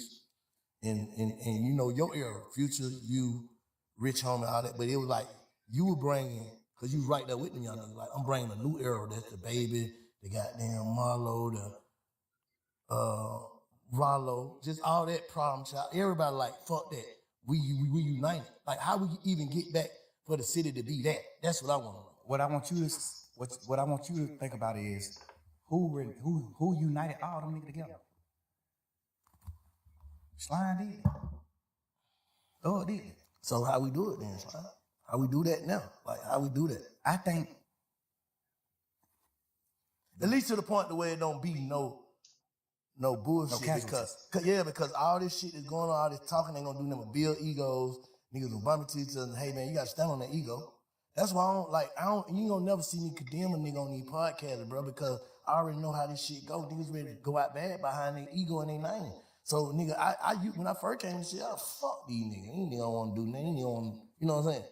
But now it's like, I ain't on that, bro. I'm trying to, cause I already know, bro. It's like, how the hell y'all niggas beat these folk and think these folk happy y'all beat them? I know they ain't, bro. That's what I'm saying. Whoever, the energy, whatever, nobody, like, you can't bring that energy back, bro. Niggas can't do that shit. Niggas ass going. Like, when that boy fell out that motorcycle, they put the young nigga Woody. When he fell out the motorcycle, they just put out the what's name at first, him laying on the ground. Bro, I prayed for that young nigga, like, man, I hope he ain't got shot. I hope he all right. Hope ain't nobody shot this boy. Cause it finna be some, man, niggas going to jail for Facts. good. Facts. For good. Like, fuck all that. Ain't finna be no more of that maybe shit. And ain't gonna be them other people. Federales. Yeah, so what the fuck? I know niggas, man, I don't know, man. I don't know if niggas, I'm too old, bro. I'm 47. I can't go sit in that motherfucker. So I be trying to tell these niggas, God like, damn, you 47? yeah. God damn. You know, I'm just saying, bro. I ain't trying. Now I listen. learned my lesson. Bro, I was at the thing I don't like about what Rollo said is, why is you painting that picture knowing that I'm the reason a lot of niggas cool with each other? And the DA just painted the same picture. That's police shit to me, bro. You can't get on the internet and say, fuck nigga, you really divided the city. How? How the hell did I divide the city? I brought the city together. I was at odds with Lucha. Ask Niggas Lucha had this. to pick sides, though. No. Yeah, for sure. Niggas Of had course. to pick sides, so that's dividing, though. No. Because if a nigga don't fuck with you, niggas ain't fuck with you. No, that's not divine, bro, because you gotta know the background. You gotta know what's happening behind the media. You gotta have when me and Lucha was at odds and in the hype hype of the beef. Ask Lucha what I did with him. At the hype of it. Bro, this shit ain't got nothing to do with me or you. Let's make a song. I don't want no smoke with you, bro. I tweeted it. Go on Twitter. It's on my Twitter still. But they Back consider then. it trolling. No, it's not. I Nigga. say it could be considered as trolling. Man, if a nigga get on the internet and say, you're a sissy, you're a punk, nigga, I fucked your hoe, woo, woo, woo, woo. If a nigga get on the internet and say all that, and I get on the internet and go up on his, if I reply to him on the internet and say, my nigga, I don't want no beef with you, no none of that. Let's do a song, bro. That's not trolling. I'm saying And I ain't saying it was trolling. I'm saying could it can be you could considered know that. It could be considered as yeah, trolling. but ask Lucci yourself, and I bet you he gonna say it wasn't trolling. Oh, you saying because you know he knew he can't take it. I'm talking about the people perception. For sure, I ain't Can fuck say- the people. We talking about us, real You life. saying he know like you already had them reached out to him before you even put that up. And- You said to him and in public. I said in public, at the hype of it. I'm not known for that. Thug known for standing his ground. A nigga say something about, man, nigga, fuck you, what? I'm on that. You know I'm on that. What? I'm not known for that. Nigga, I stopped from doing that and said, bro, let's do a song. I did him on Instagram too. We did him on Instagram. I'm like, lame man, nigga, let's do a song. I don't want no beef with you, bro. It's gonna doing the song, it's gonna be bigger than beefing. I'm telling you. I could bring you up to my level. I'm telling you. I DM'd him this. But you know, we in the hype of the beef. But don't nobody know that though. Son. I know that, but I don't care to express it neither. Cause I'm a real man and I don't do shit for certain reasons. I do it cause what I feel. Like this me. You know what I'm saying? Now we get to the point where I'm doing the interview with you. Now I'm telling the world like That's what I'm saying. I'm making the point when you said how could Rollo do that. I'm showing you how he could feel no, like because I done had conversation with him too. Oh. I done had conversation with Rollo too many times before he read it. I done had too many conversations with this boy. I wasn't even tripping on him writing because it don't got nothing to do with me. I'm mad that you did what wrong because I looked at you like a real nigga. But it don't got nothing to do with me, so I ain't tripping. I ain't gonna fuck with you, but that don't got nothing to do with me, so I ain't tripping. You see what I'm saying? But a nigga came out, the same nigga who said that, like how what's your name did. He said that, man, such ain't tell on me. That's what Roscoe said, right? Yeah. Clean and Listerine. Yeah. The Roscoe said. The nigga Sean, who nigga saying told on Rollo, came and said the same shit. Like, bro, they must trying to put some shit together, bro. Like, basically, you ain't tell on me. So, But nah, that ain't basically you ain't telling me. what he saying? He didn't tell Rollo. If I say- why would he be on the phone with this nigga? This nigga got a dog food case. Why would he be on the phone with Rollo? I'm just asking. I'm playing devil. Why would he be on the phone with Rollo acting like, nigga, you ain't telling me? Nigga, you can't call me if you told on me. This the difference. You got a man who ain't really got nothing going on in the world. So he damn near gotta go for certain shit. He damn near, cause shit, Rollo is the nigga in they hood. He the nigga who getting the money he getting in they hood. He damn near gotta take care of you, even though you locked up for some shit that could possibly have something to do with him or some shit like that. He the nigga like you damn near got to just go with him. You don't got no other help. That's number one. But that ain't facts though. That could be. I'm just saying that could be. Could be, okay. When it comes to certain niggas. Okay, yeah. Like, and then we gonna speak on the real facts. We ain't gonna speak on what some could be. The real facts is you have paperwork where you're saying, yes, he said this. Yes, he said this. Yes, he do this. Yes, you got paperwork Where on that you. paperwork at though? He got a big ass book that ain't in that book. Bro, Where the paperwork at? bro, this nigga done got so much shit sealed. And listen, bro, I don't even care to do all this type of shit in the interview. We All right, just well, we can fast forward then. We can man fast to forward. man. Yeah. Rollo, I don't even give a fuck about who he told on. I know 100% he was gonna take the stand on me and Lucci. I know, nigga, that's a fact. On my freedom.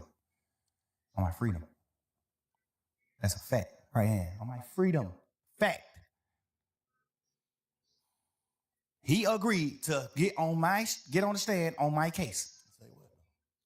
Whatever he knew about me and Lucci beef, if he knew something. He ain't know that. He was in jail then that whole time we beefing. You just squealing, bro. You just in there, bitch. You just trying to get out of jail. You locked up for some punk ass, pet ass weed. Nigga, sit down. Like, you did all this extra shit, all this extra talk, bro. I know for a fact you are gonna take the stand on my case and Lucci case. All right, we finna fast forward this shit. So, how do we stop giving a fuck about what goes on in the real street? Niggas is millionaires now, bro. Like, how do we stop giving a fuck about the street shit? That's all I'm saying. Like, I think we gotta this is better than a nigga, but how do we stop giving a fuck? Because to some people, the shit we talking about is ignorant. To some people, yeah. To some people, but not where we from. We try to uphold some shit though. Ain't even about upholding. It's about manhood, bro. We men, bro. We ain't gonna do that. No, I'm asking. No, We I'm men. just- but I'm still having a conversation with you though. Fuck. Like, Wait, I don't get that. We make $1 trillion. But still though, like, it's still. Would you look at Elon Musk like, but you ain't? If Elon Musk fuck a young girl, is you gonna look at it like, man, that nigga made billions of dollars, but that nigga he didn't mind a whole nother place? No, nigga, right is right, wrong is wrong. I don't give a fuck what you made. Right is right, wrong is wrong. Bro, trying to be rational, make some rational about this shit. Bro, I swear to God, bro. Like, I don't got no problem with Rollo. I'm one of the first niggas in the city that did any type of fucking with Rollo. Me and Rollo had real smoke. I got on the phone with Rollo when he was in jail, like, hey, what's up, nigga? You good? I'm praying you get out, bro. Ooh, nigga, you get out, push up on me.